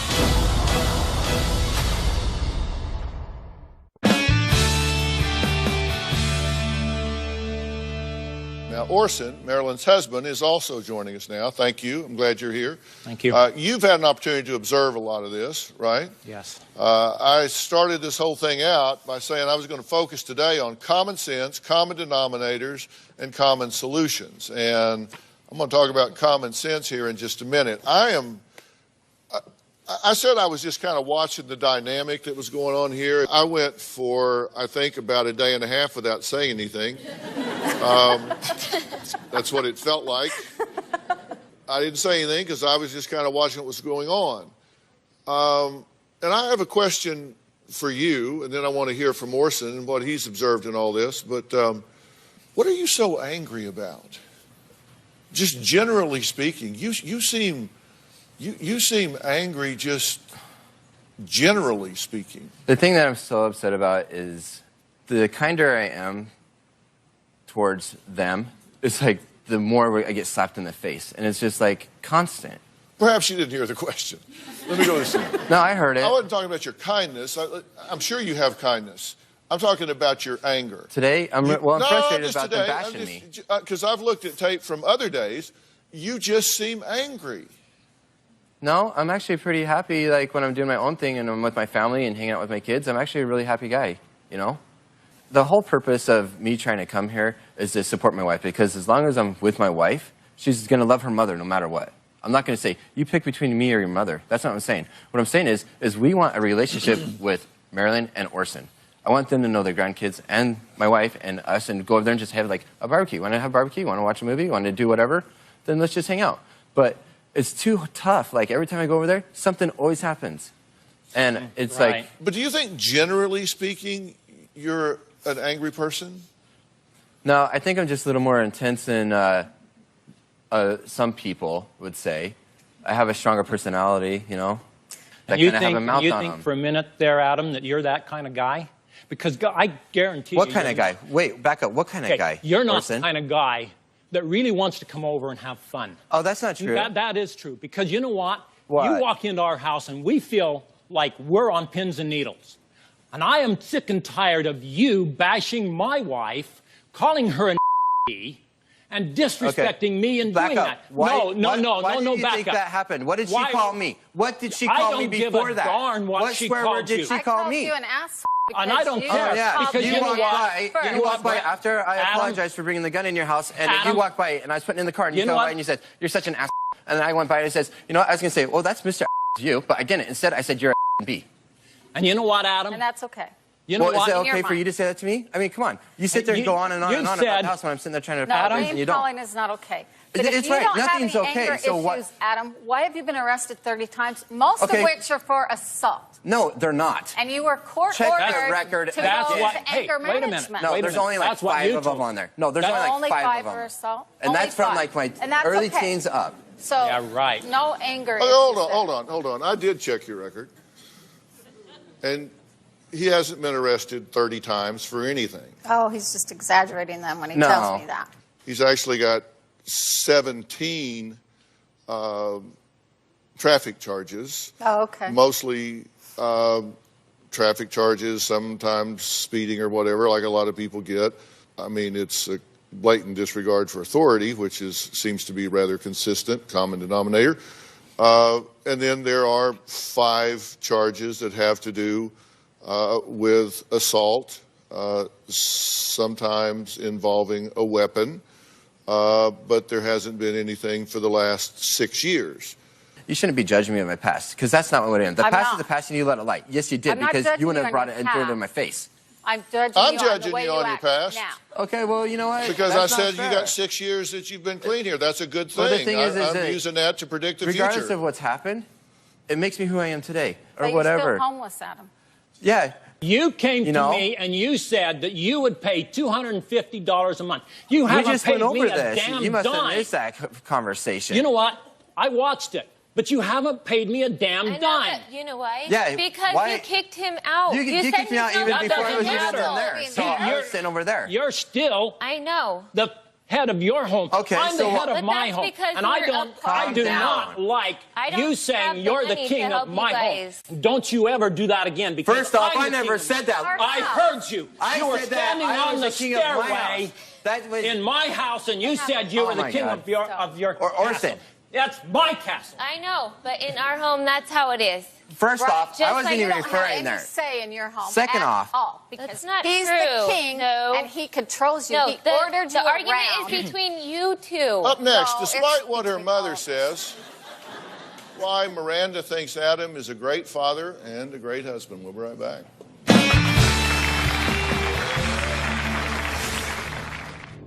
No, whoa, Just a second now. No. This is no, bullcrap, man. no. You don't talk that way on my stage. Adam told my husband that he did not find pregnant women attractive and that he had cheated on Miranda during every pregnancy. Who tells their in-laws, oh, I cheat on your daughter every pregnancy? I don't want to hear that kind of stuff. I'm not surprised that Miranda puts up with the cheating. I see her as very beaten down. Were you okay with your marriage dynamic? At way the things are going? beginning. At the beginning, no. But things have progressed and gotten a lot better, yes. So, as it is today, Right. it's going okay. Yes. You're all right with it as it is now. Yes. Even though you don't have a home to live in? Sorry. If I may, Yes, you may. at some point I've got to ask some questions here because I want to try to guide this a little bit towards something constructive instead of, because y'all don't need me to yell. I can just get you a room down the hall because we got really thick walls, unlike the hotel. We actually got an email from hotel security, and it said security received a call in the morning about fighting and cursing coming from this room, your room. Later in the day, guests were fighting in the restaurant. The husband is very rude and confrontational. The husband began yelling at guest services agent. So, what are you yelling at the hotel about? Yelling at the hotel about? You don't even remember? No. You were yelling about a sippy cup in the restaurant. A sippy cup? We weren't yelling. We were No, we trying weren't to even figure out yelling. where we had left this. We were looking for the sippy cup. I just asked the front lady if she's seen the sippy cup. That was it. And if she's seen it, she said she'd bring it down. I said, okay, thank you. Excuse me, I'm looking for a sippy cup. If you find it, would you let me know? That's what I said. Okay, well, thank you much. And so security thought they needed to let us know about that.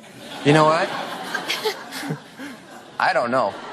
Were you fighting earlier in the room, yelling and screaming? The people next door had a baby, and their baby was trying to sleep, and me and my wife were trying to discuss what was going on with everything what we're dealing with right now. Okay? And it was in the middle of the day. Animated? Yeah, I would say that it did. It's because of the situation. Everyone's We're under a both lot of upset stress. and stressed out. You know, this whole time that we've been Okay, here so has not there been was happy. yelling and screaming in the room. Well, not yelling. There was louder voices. Okay, let's not call it yelling. Okay. Let's call it accelerated verbalizations. How about that? Okay, that'll work. Okay, we'll call it accelerated verbalizations. There were accelerated verbalizations coming from the room, enough so that people complained to management, which triggered security enough that they contacted us and felt like we needed to know about it. Okay, well, let's just get to common sense. Okay. Okay? If this is your trigger point, if this is your problem here, Yeah. you're a grown man. You're a castle king guy. Can I? Then let me why ex- in I can God's explain name, that. why in God's name are you living with these people? If they're calling you names, if they're disrespecting your wife, common sense. I've always had a basic rule. You can call me a sumbitch, but you're going to do it long distance. Mm-hmm. Okay? If you know, Exactly. if you don't like me, It's okay. Not everybody likes me. Right. If you don't like me, that's okay. You can call me names, but you're going to do it from down yonder. You're not going to do it from here because one of us is going down yonder. Right. Why don't you move on? Well, the reason why is because we were trying to get, work on it. We kept trying to work on it, and give him another chance. Trying to have that When we good went over here, relationship. when we came over here, Hold it. No, when Give we us came over another here, chance. the whole way that That's they not presented the it truth. was. We've given you three You're welcome in our opportunities. home. We and could on do three this, and we all want to get opportunities, along. You're the one who has called my wife an You're the one, Adam, who has so been what? down on I did. us. Okay, Yeah, well, I did here's call the her that. There's question a for reason you for then. it, too, Orson. All right, then here's a question for you, Mr. Let me explain something to you. Why do you keep bringing these people into your home? If there's somebody calling my wife a disrespectful name, game over. I understand. They don't get a second bite at that apple. It's done. That's why it's not for the living in our home grandchildren. right now. It's for the grandchildren because he doesn't put a roof over their head. Oh, really? He says that he's a man's man, and yet a man's man is a guy who works his butt off, makes sure that he has a roof over their head before he buys a new car, before he buys a motorcycle, You know, this before is he horseshit. buys... Let me tell you something. But the I've been thing busting my is, ass from day one. Ever since I stepped in this relationship. I was up in Alaska freaking crabbing and doing halibut and black cod. Yeah, you know what? Shut the up and let me talk. No, whoa. No. This is no. You don't talk that way on my stage. Okay. Are we clear on that? Yes. Okay, I we don't do apologize. that. We don't do that. We're going to take a break. We'll be right back.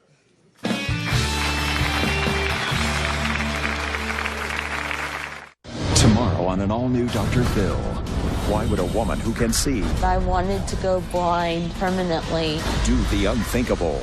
She put liquid drain cleaner into her eyes. That's tomorrow.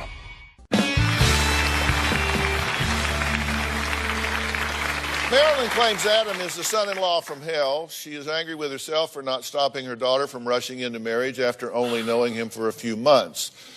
That's simply not your choice, Marilyn. I mean, your daughter is of age. She can do what she wants to do. Your daughter reports that she has a workable relationship and a future with Adam. I question whether or not that's a choice you would make for her or that you would make for her or many people would make for her because of his intensity. I think you've got a chip on your shoulder. I think you have said a lot of things to your wife that you told us you say. This isn't what anybody else has said you say. You have said a number of things to and about your wife that I would think would be unacceptable to you. But you're saying, we're fine. And I think you're doing that because you feel like this is, I've got to either side with my mother or side with my husband, and that's simply not true. Whether your mother's in this situation or not, the two of you are adults, you're parents with children. Now, you have 4 children, correct? Correct. 3 between the two of you? Yes. And then another child that you have from a former relationship. Right. Now, you have children from another relationship as well, correct? Yes. 4? Yes. So you have 7 children. Yes. Yes. Okay, and the other 4 children are where?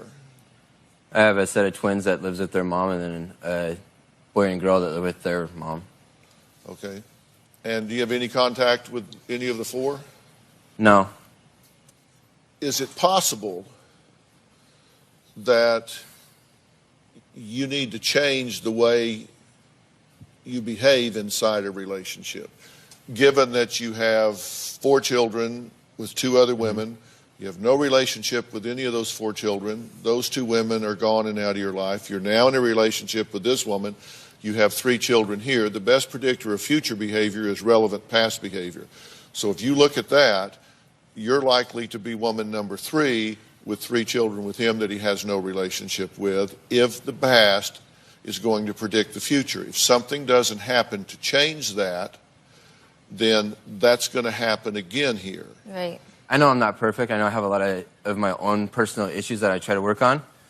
But I've done anger management. I've already done that. But how's that working for you? It's not working too well. Yeah, so listen, you may have gone through anger management class, but you need more than anger management. I know that there's a lot of different areas that I need to work on, okay? And I'm not perfect, but I do the best that I can do. You've got my undivided attention right now, and if there's a question that you wanted to ask that would have the chance to improve your situation, your life and your family, what would that question be? Think about that. I'm going to let you ask it right after the break. We'll be right back.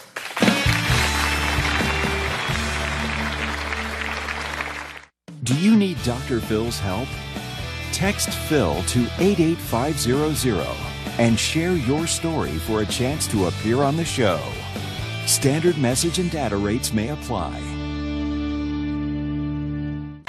have a lot of fun here in the studio audience. If you're going to be in the Los Angeles area and you would like free tickets, go to drphil.com and click Be in the Audience, or you can call 323-461-PHIL. That's 323-461-7445. Adam is very controlling. Miranda used to have this wonderful sparkle and twinkle in her eye, and it's gone. It's not there anymore. I was looking at the pictures of her before she met Adam. She doesn't even look like the same person. I told Miranda I felt like part of her had died, and she said, I don't care anymore. I went to break saying if you had a question you wanted to ask me, you've got the undivided attention. What's your question? If there was some, what if? Just play the what if game with me. Okay. What if there's something you need to focus on? What if there's something that I could help you with? What if there's something I'd say that could change your course of events? What if there's something that could happen where all of a sudden you weren't in such conflict, you weren't in such stress, you weren't feeling like it was such a battle all the time? What would that question be? What do you want to know? Probably the question would be to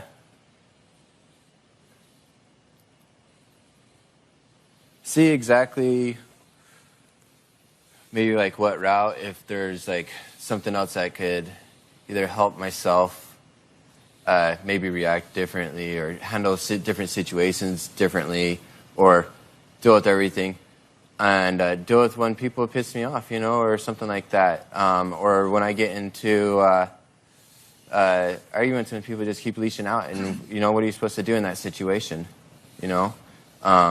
Because, I mean, I can only take so much from someone before stuff goes south, you know? It's like, okay, you can take it and you can take it and you got to stick up. And then it's like, well, why do you got to feel like you got to stick up if she's sitting there and just keeps battering you? And then you're like, well, if you don't like it, you know, walk away. If you don't like it, walk away, go somewhere else. You know what would have made my whole week? It's just made my whole week. What's that? I'd have just gone home tonight and said, he just made my whole week. If you had just said something simple like, how do I get this chip off my shoulder? How do I get this chip off my shoulder? Well, the reason why I'm so frustrated and irritated about the situation that's going on, that's why I got the chip on the shoulder, because they won't lay off. They didn't hide the sippy cup. I've had only done it before. No, I gotta take responsibility for my own actions. You know? Yeah. The way that Okay. Zip it. Let me talk to you for a second. All right. Look, I get what you're saying about all the world you've been living in. I get it. But you gotta, at some point, you gotta say, I gotta rise above that. I gotta require more of myself as a father, as a husband, and as a man.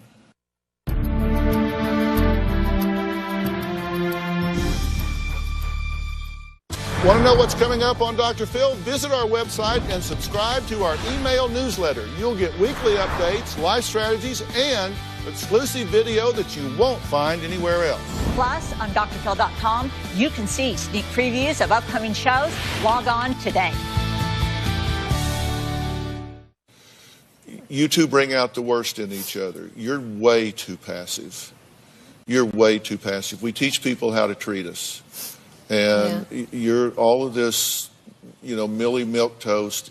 You think that's a way to get along with him? It's not. You're bringing out the worst in him, and he's bringing out the worst in you. Right. You need to require him to treat you with dignity and respect. And you're not doing that. Right. And he has the ability to rise to the occasion. You got a chip on your shoulder, and you've got an air of entitlement about you because of that, and that needs to change. You need new coping skills. And I want to help you with those new coping skills.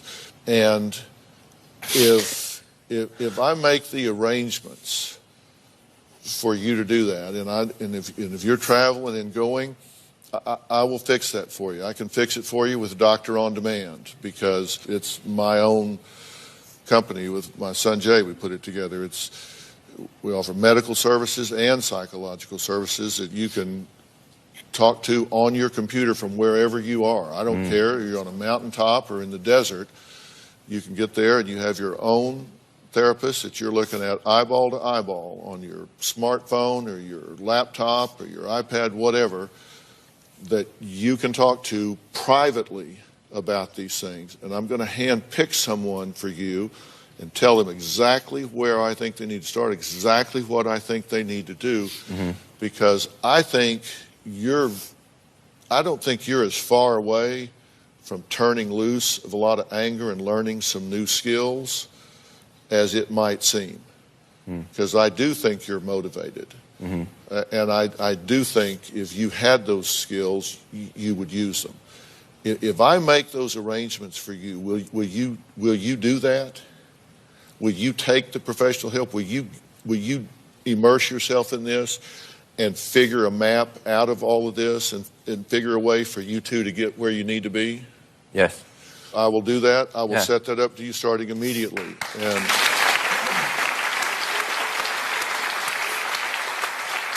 And I will do exactly the same thing for you as well. I don't want you two doing couples therapy right now, because I think you need some time to work on some things yourself, as do you. This couple should never live with this couple again, ever in the history of the world. If you at home want to have your own Doctor on Demand, you can go to Google Play Store, iTunes App Store, and download the Doctor on Demand app. I want to thank all of my guests today. For more information, go to drphil.com. All right, fair enough. We're going to live separately. Aaron, thank you. It's good to meet you. We're going to work on this, man. Okay? Thanks, guys.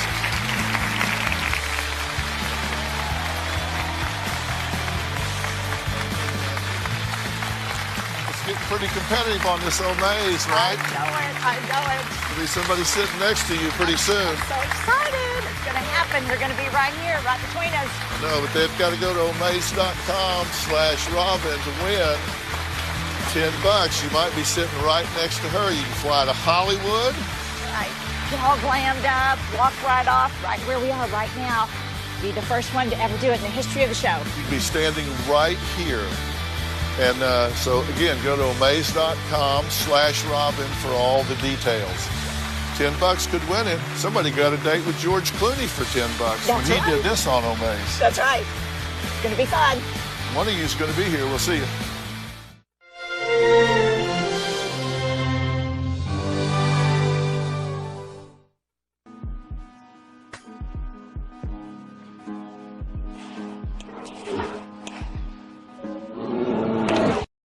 Due to strong sexual content, viewer discretion is advised. Today on an all-new Dr. Phill, the first identified victim of the Fogel sex scandal comes forward. CPS said your daughter is in videos and pictures taken in Russell Taylor's house that have been sent to Jarrett Fogel. Yes. A Dr. Phill exclusive. You were 14. He was buying liquor and giving it to you. Yes. Are you concerned of anything that may have happened when you were really drunk? Russell would come into the bedroom. When you were naked? Yes. I did not know there were hidden cameras. The warning signs for every family. He was had me convinced to have sex with him at 16. How does an adult bring that up to a 14-year-old girl? And I beat myself up over it every day. an emotional return. What did he take from you in this house?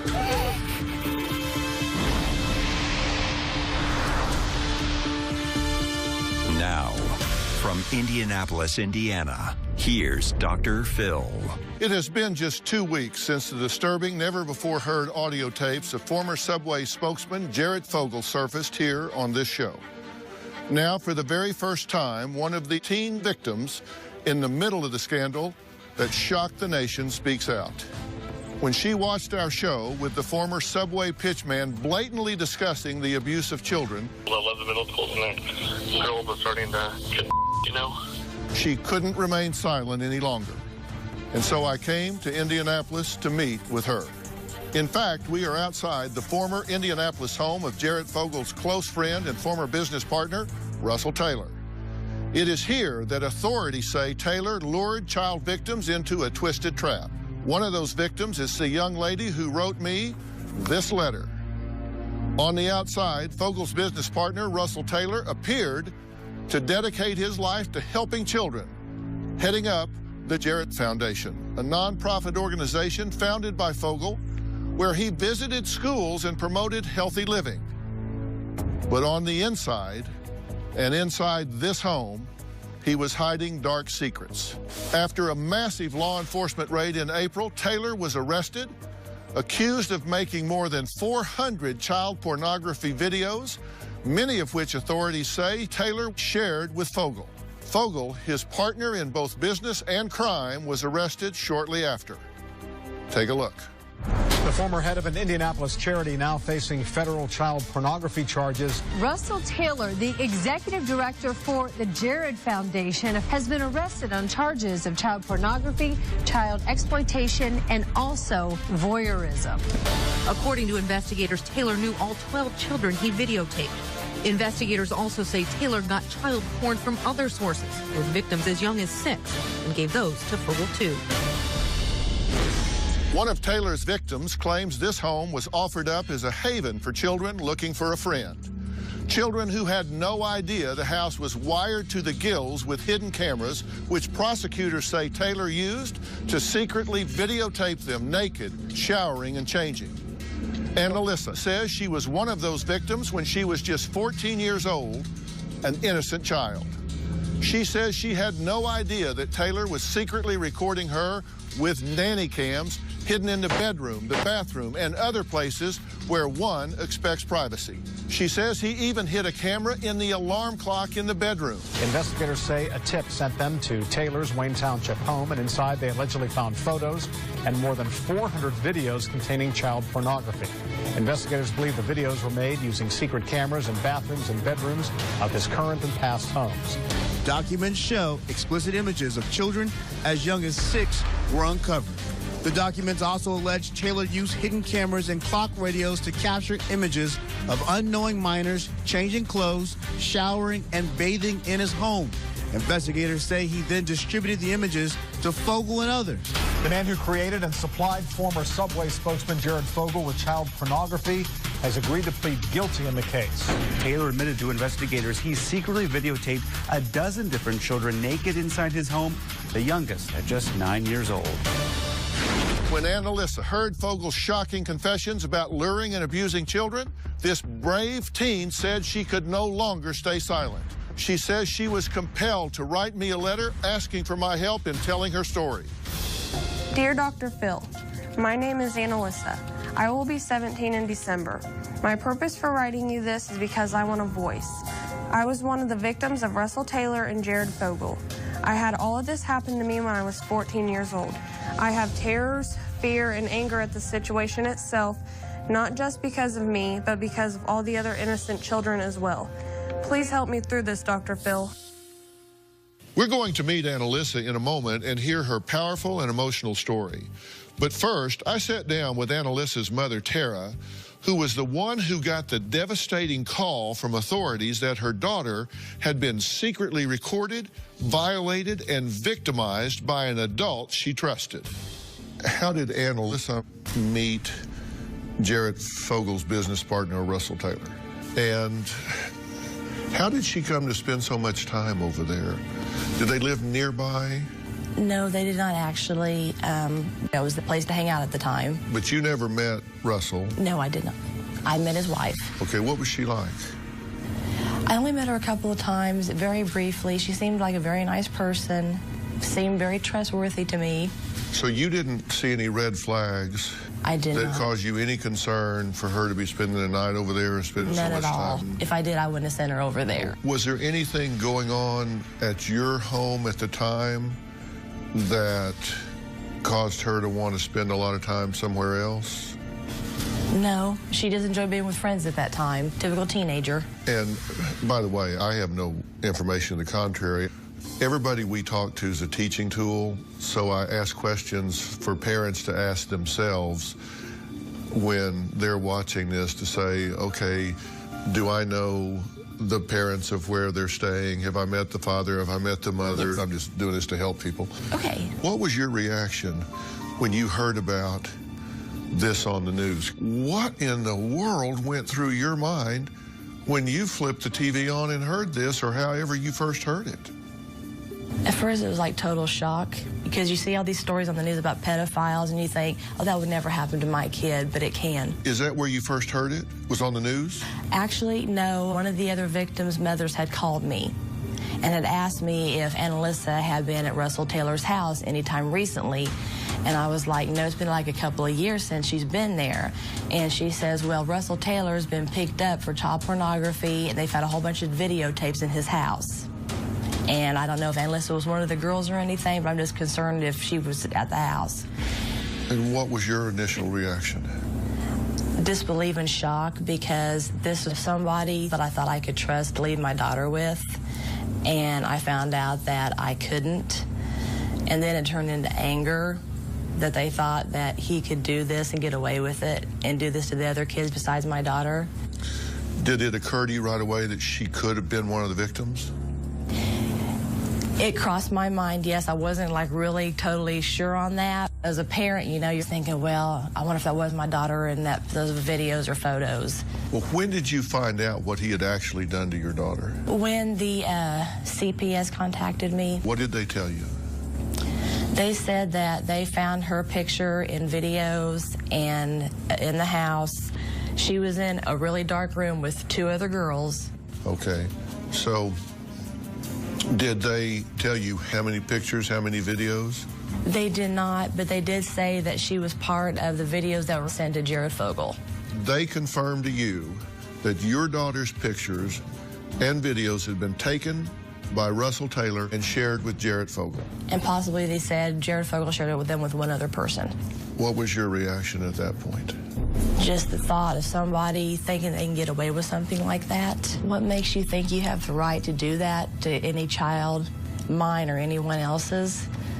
Did you know at that point that Jarrett Fogel had been arrested and involved in this pedophile child pornography scandal? I had got that from the news. How do you feel about Jarrett Fogel sitting in a house over here looking at naked pictures of your daughter? I'm livid. There's no words to describe how I feel right now, because I just... And what do you think that does to her? It destroys her self-esteem, her self-image. Has she talked to you about that? She talks to me about it all the time. Speaking for other parents, is there anything that you could have done differently? Yes, just made sure I knew more about Russell also instead of just his wife. I'm learning now you can never be too careful who your kids are around after all this. Now, her father, he leaves all the parenting decisions to you, right? He has no custodial role with her at all. Right. He leaves everything to you. And you support her speaking out, right? Yes, very much so. She's close to you. Yes. She's close to her aunt. Yes. It's great that she has y'all to fall back on. And is her aunt here right now? Yes. How are you doing? Dr. Phill, good to meet you. Have a seat. Renee, has she talked to you about this? Yeah, Tara and I have been through hell and back with her in the last 2 years. And we had no idea why. It was really hard. It just breaks my heart. And I'm so proud of her for doing this right now. I was like, you have a voice and you're allowed to be heard. I typically am very conservative about showing minors' faces in any kind of controversial situation, but in this situation, she wants to speak about this. If the people that know her support that, then I'm willing to do that, and I think she has the strength to do that. She is the very first reported victim of these sickening crimes to speak out. Next, Annalisa joins me and bravely tells me her story in her own words. Coming up. Come into the bedroom and try to catch something. Did he stay in the room? He kind of looked happy or aroused. Did he come in when the three of you were naked? And later, Annalisa returns to Russell Taylor's former house. I saw the house and it just brought back memories. I feel traumatized. We can do one of two things. We can close this door and drive you away, or you and I can do it together, and then it's behind you. Tomorrow on an all-new Dr. Phill. I am very in love with Kit Morris. She's already married. She wanted a divorce. But obsessed with a country star. I asked if he could take me home. Anywhere in there did you think, I ought to check in on my husband and kids? She was selling everything I owned in a garage sale. You're serving your husband with a restraining order, and you've got "Marry Me, Kit Moore" painted on your window? What are you, 12? And next week, is her survivalist boyfriend dangerous? Did he kidnap you? Yes. No. If I didn't think I'd go to jail for it, I'd take it head off. I thought he was the dangerous guy. That's next week. The first identified victim of the Fogel sex scandal comes forward. We wouldn't normally show the face of a victim of a sexual crime, but Annalisa and her mother were insistent that she wants to be a voice and a face for all victims. They say she has absolutely nothing to be ashamed of, refuses to hide her face, and wants to speak for every victim of every predator in America. I understand that you do want your face shown in this because you want to speak out publicly about that. Yes, that is correct. Tell me how you came to that decision.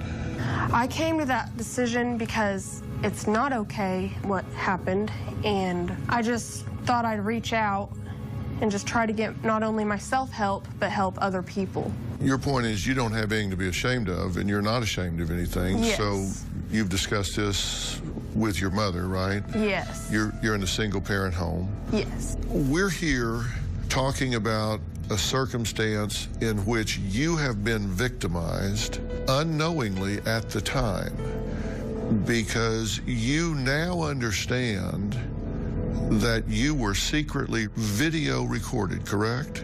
Yes. Tell me the circumstance. When was this? Where were you? What was going on? This was about 2 years ago, in the summer of 2013. And you would have been 14 years old. 14 years of age, okay. We all know that Jarrett Fogel and Russell Taylor were very good friends, and in fact, Russell Taylor ran the Jarrett Foundation. And the house that you now know you were being recorded in was Russell Taylor's home, correct? Correct. What was the occasion by which you were in Russell Taylor's home? How did you meet him? I met him. We will not be disclosing the details of how they met, but as with many child victims, Annalisa became acquainted with Russell Taylor through typical grooming that predators use. She and other teenagers were lured to his home and plied with alcohol. Information about the other victims in the house is being withheld in order to protect their identities. We spent about the whole summer there until it was time to go back to school. And so the three of you were at that house in the summer drinking? Yes. And Russell was there? Russell was there. Okay. How did he seem when you met him? He seemed okay at first. He seemed like a nice person, but as time progressed, it kind of got creepier and creepier. Describe creepy to me. And what's creepy mean to you? Like just, it's a weird feeling of something going on. But at the time, I didn't fully understand that. What did the three of you do there during the summer? We would mainly stay at the house. We didn't go out much. The only time we did leave was to go to the liquor store where Russell took us. You were 14, she was 14. This other friend was the same age? Yes. Okay. So, obviously, you couldn't buy liquor. Who was buying the liquor for you? Russell was buying liquor. So, he was buying liquor and giving it to you? Yes. When you guys were drinking, did he drink with you? No. He just gave you the alcohol? Yes. Did he encourage you to do it? Did he make drinks for you? He's the one that bought the alcohol.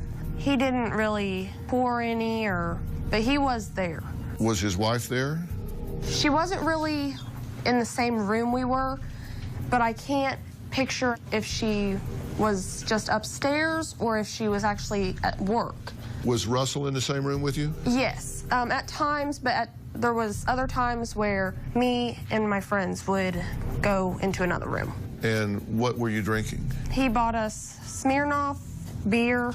So vodka and beer? Yes, yes. Did you guys drink to excess? I mean, did you get drunk? Yes. Like really drunk? Yes. Did you pass out? Not remember what all happened? What went on? I don't remember all what happened, but I do remember being very, very intoxicated. Are you at all concerned of anything that may have happened when you were really drunk? Because you may or may not remember it? I am a little concerned, but I can only hope that nothing happened. I don't think anything happened. During the time that you were at this house during the summer, just in the normal course of things, there were times that you disrobed.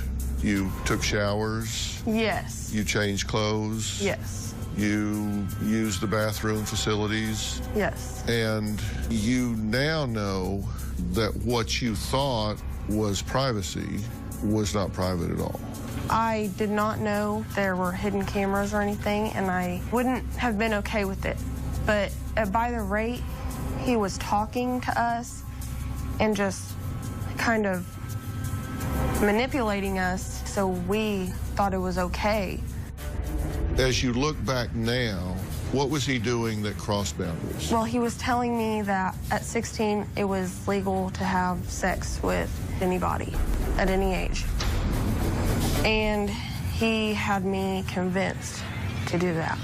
Having sex with him when you were 16? Yes. How does an adult bring that up to a 14-year-old girl? He would just ask questions like openly, not really having a filter about anything. What kind of questions would he ask you? Coming up. Did he get the three of you comfortable with walking around less dressed than you would be otherwise? Yes. When he got the three girls to relax those privacy boundaries, how far did that go? And later. This is where he used hidden cameras to violate your dignity. Yes. To violate your privacy, to violate your person. Yes. How do you feel about him doing that to you? A Dr. Phill exclusive. Michael Lohan and his estranged wife lose custody. Don't you talk to me again, because I'm going to hurt you or I'll blame you for it. The video that authorities used as evidence. Where are you heading? The exclusive interview. I am going to tell you what you need to do to get these kids back. Michael Lohan. Michael, that whole tape is domestic violence. Sometimes you just snap. You need to stop justifying that and just own it. Monday on Dr. Phill. We now return to Dr. Phil's exclusive interview with the first identified victim of the Fogel sex scandal.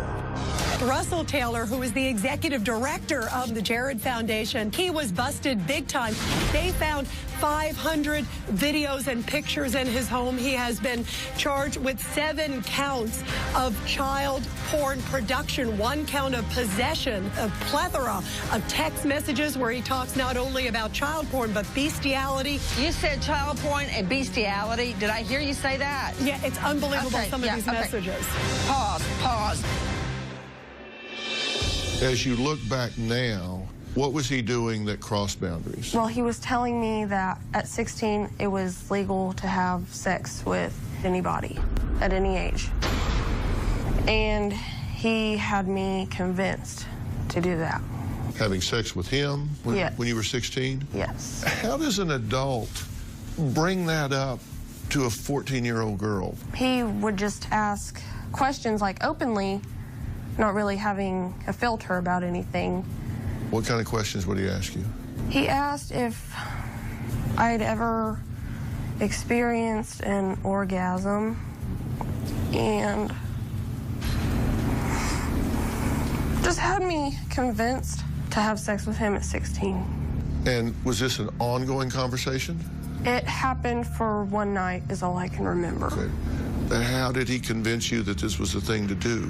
He kind of knew how kids worked and what their minds did and how to move your way around it. At the time, I thought it was okay. When he would then leave, did you 3 girls talk about this? We never really talked more in depth about it because we thought, oh, well, he's buying us alcohol, he's letting us have fun, he's letting us party. When you're 14, you don't think of it as somebody setting you up. You're thinking of it as, oh, fun, you know, like just a cool guy. Yeah. Yeah.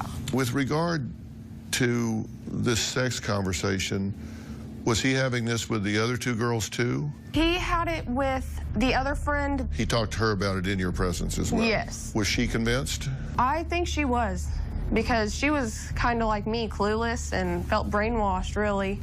What you're talking about is what is referred to as grooming. This is what predators do. This is what sex molesters do. It's what pedophiles do. They groom their victims. You called it brainwashing. They get close to them. They program their thinking and make things seem no big deal, make it seem okay. It's a very premeditated manipulation that goes on with children, and at 14, you are a child. In looking back, is that what was going on Absolutely. At the time with you? Absolutely. And it sounds like during that time, he was able to tear down some of the boundaries of privacy.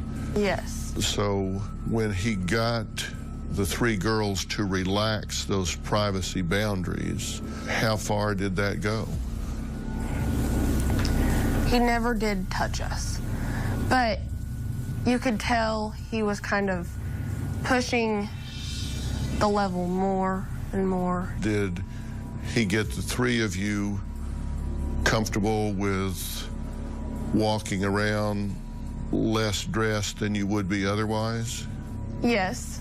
Did he get you to walk around in bra and panties, or what became the norm that was created at the time? When we were not drinking, we'd usually have all of our clothes on. But I remember the time that we were is when he'd try to make his move and come in and catch something or see something. Did he? He did. Where would he walk in? He would come into the bedroom. We never really just normally walked around with no clothes on, but he'd come in and try to catch something. When he did, what was his reaction? What, did he just stand there? Did he stay in the room? He kind of looked like happy or aroused. A normal person would say, oh, I'm sorry for walking in on you. Did he come in when the 3 of you were naked? Yes. Would he stay there, or would he leave? He'd stay for about a minute or so, and then we'd shut the door. You now know that he may have been in there for a minute, but everything was on tape. Yes. it was all being recorded. But it was your understanding that your images were passed between Russell and Jarrett, and that they went that far. Yes. And you don't know where else they went. Absolutely. Did he talk to you about Jarrett Fogle? Did he talk about his relationship with him? He did. He had said that he worked for Jarrett Fogle, and I actually got really excited. I was like, wow, well, you know him and you work with him. I kind of want to meet him because it's exciting to meet a celebrity, but I never did meet Jarrett. I never did. Was there a time during this grooming process that he ever convinced you to pose for him? I don't think so. I don't remember. Do you know of any girls that did pose? I do not know of any girls that willingly posed. Was there any sex going on in the house? Like boyfriends or coming over? And if so, was it possible that would have been caught on tape? Yes, I think there was sex going on in the house, and I think it is very possible that that was caught on tape. In looking back, do you know where the cameras were? I had read that there was one in an alarm clock because one of the videos showed him adjusting the camera in the alarm clock. But I'm not sure where the other cameras are. I'm sure they were in the bedrooms, the bathrooms, about everywhere in the house. Did he ever leave to go to work or anything, or was he always there? He was always there. Did you ever have any idea at the time you were being recorded? No. I did not have any clue that we were being recorded. When you heard that he was arrested, what did you think? I didn't understand everything yet. I didn't know why someone would do that. I was more questioning it, but it upset me. It did. What was your first gut level reaction? I had to cry. That's all I could do was cry because I was scared. Scared in what way? Coming up. So when you look at this, what comes to mind? I see fear and sadness. We now return to Dr. Phil's exclusive interview with the first identified victim of the Fogle sex scandal. Jarrett had someone who was the head of his charitable foundation. This guy and Jarrett exchanged all kinds of pornography. The head of his foundation was engaged in really disgusting stuff. He tried to have sex with a woman's horse. So this is the kind of person that Jarrett had hired. When you heard that he was arrested, what was your first gut level reaction? I had to cry. That's all I could do was cry because I was scared. Scared in what way? I was scared that my pictures or any kind of video could have been on the internet or passed on around to other people. I was scared that people had seen me, and it was just an overwhelming feeling. Since the arrest, have you heard from anyone in the family? I've heard from Russell's wife. How did you hear from her? The Facebook Messenger. I'd asked her how she was, and I said I was sorry for everything. And now looking back, I don't know why I apologized, but she messaged me not too long ago to ask me how I was doing, and I said I was good. And after all this, just a few days ago, I blocked her on Facebook because I just knew there wasn't something right with everything going on. Have you read in the media or in any of the FBI reports that Russell says that she reviewed all the tapes? I did not hear about that. His statement is that she looked at all the tapes after they were made. Oh, wow. If that's true, how do you feel about that? That really upsets me. I can't understand why somebody would let that happen to a child. We reached out to Russell Taylor's wife regarding the allegation that she reviewed the hidden camera tapes, but we did not receive any response by our broadcast deadline. I want to be perfectly clear. This is only an allegation, and it is coming from Russell Taylor, an admitted child pornographer. She has not been charged with any crime. You feel violated? Yes, very. And what has this done to you now? How does this leave you mentally and emotionally at this stage of the game? I have nightmares. I still have fears. I don't trust people the way I used to. Do you blame yourself in any way? I do. How so? A lot. I know now that that wasn't right for me to act that way. I knew it wasn't right to drink alcohol. I know it wasn't right to let someone see you in no clothes and to let somebody just talk to you that way. And I do blame myself a lot because I feel like I kind of fed into it by letting him talk to me that way.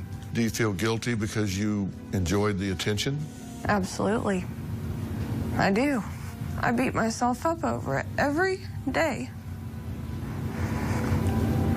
It's important that you understand something, and it's an unfair battle because you take a child that is emotionally not fully developed and you bring in a cold, calculating adult.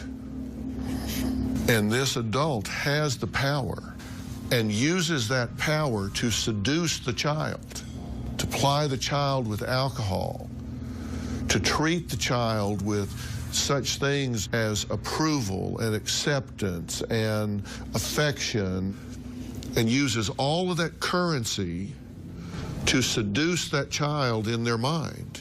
You are wrong to feel guilty about that. There are victims and there are perpetrators in crime. You were the victim. He was the perpetrator. This was not your fault. Coming up, Annalisa returns to Russell Taylor's former house. I sold the house and it just brought back memories. I feel traumatized. We can do one of two things. We can close this door and drive you away, or you and I can do it together, and then it's behind you. Tomorrow on an all-new Dr. Phill. I am in love with Kit Morris. She's married but obsessed with a country star. I asked if he could take me home. Anywhere in there did you think, I ought to check in on my husband and kids? That's tomorrow.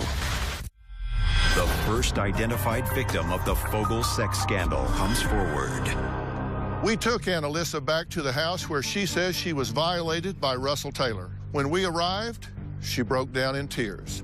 She wasn't sure she could even step out of the car and face the place where she says her nightmare began that fateful summer. What's going on? I don't know. I sold a house and I don't know. It just brought back memories and I feel traumatized. I knew I couldn't handle seeing the house. I knew it. Well, we can do one of two things. We can close this door and drive you away, or you and I can do it together, and then it's behind you, because it's clearly a trigger, because you've been traumatized, there's no question about it. I'm gonna take the walk and do it. I'm gonna face the problem.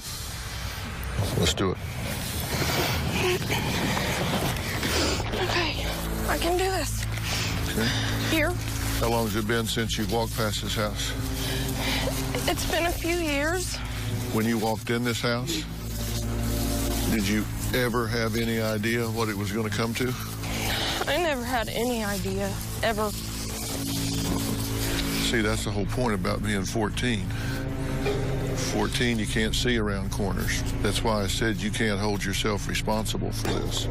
So this is where you met Russell Taylor. Yes. This is where he victimized you. Yes.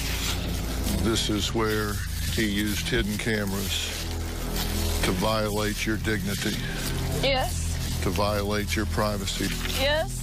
What do you think about when you see this house?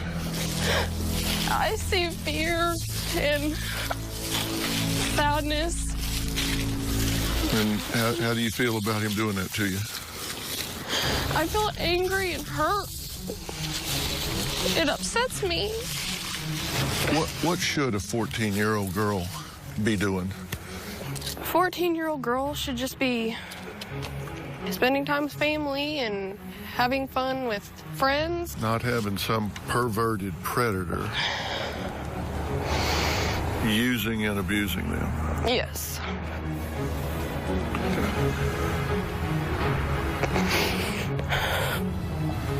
And this was a house of abuse for you. Yes. What did he take from you in this house? He took my happiness. He took my trust. Took my pride. Everything. I feel so low. I feel like nothing. This situation, it scares me and it's sad. Do you know where the cameras were in there? I do not. You know, they were in the bedroom. Yes. They were in the bathroom. They're in living areas. Those moments you thought you were private. Those moments you thought, just getting out of the shower, somebody was watching. How sick was that? It was so sick. It's disgusting. Coming up. And it's hard knowing that you have to live with it, that you were violated and taken advantage of. Sleep. Remember when it welcomed you like a friend? We now return to Dr. Phil's exclusive interview with the first identified victim of the Fogel sex scandal. Yeah, when you think about all the times you came up and down this street, what's the difference now? I've gotten a lot more mature and wise about situations. I know how to control my emotions and handle things better than I did. You've learned a lot. And you were 14 then, you're 17 now, or you will be very soon. And you realize that what happened in here 3 years ago is still affecting you now. Yeah. And it's hard knowing that you have to live with it, that you were violated and taken advantage of. But that says everything about them and absolutely nothing about you. I mean, do you get that difference? Absolutely, I do. The only thing this says about you is who you are and what you are right now. And that is courageous enough to stand up here right now and say, you are sick people and you will not control my life. And you can look at me and say, you do what you did, but by God, I'm still here. Where are they?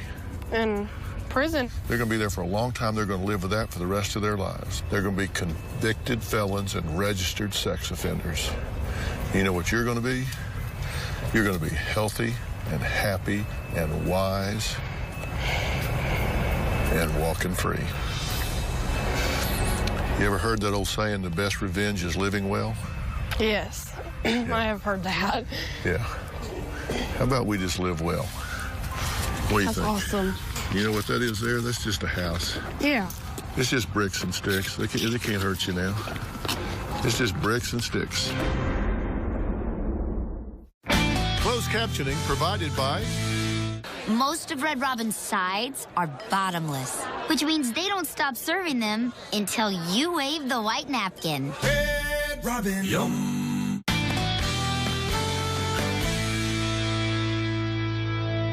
Want to get something off your chest? Sign up for the drphil.com community and weigh in on your favorite episodes and share your personal stories with other community members. Plus, get started on your own blog to share your thoughts on the topics that interest you most. I'll be reading those message boards. Log on to drphil.com today.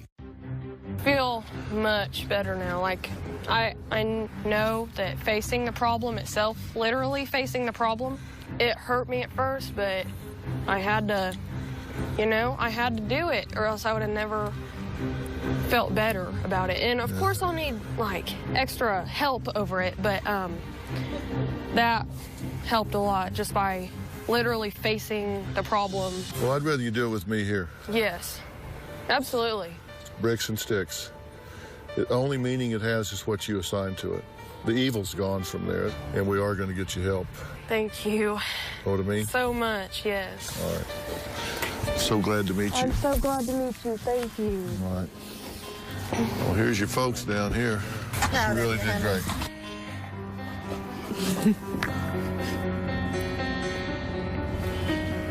A lot of kids are going to be all right because of your story, Sissy. Love you. Love you. Love you, too. I love you guys. As a closing note, I want to thank the owners of this house and understand that it is no longer Russell Taylor's home. It is now the house and home of a wonderful family. The evil is gone, and love has taken its place. Russell Taylor has agreed to plead guilty to charges that he used hidden cameras in his home to make child pornography and shared those images and videos, some of them with Jared Fogle. Taylor faces 15 to 35 years in prison after admitting to 12 counts of sexual exploitation of a child and 1 count of distribution and receipt of child pornography. Taylor also must pay restitution to his victims. This story is a cautionary tale. Parents, use Annalisa's brave story so that you know what to look for in an adult who could potentially be victimizing or grooming your child. Understand that these people groom families as well as children. They prey upon those who are in need. They prey upon those who have a void, who are looking for some help. It's sad to say that we have to look hard at those who offer help in a difficult time, but the truth is we do. I don't want you to be paranoid. I just want you to be careful. For more information on signs to watch out for, go to drphil.com. Thanks for watching. We'll see you next time.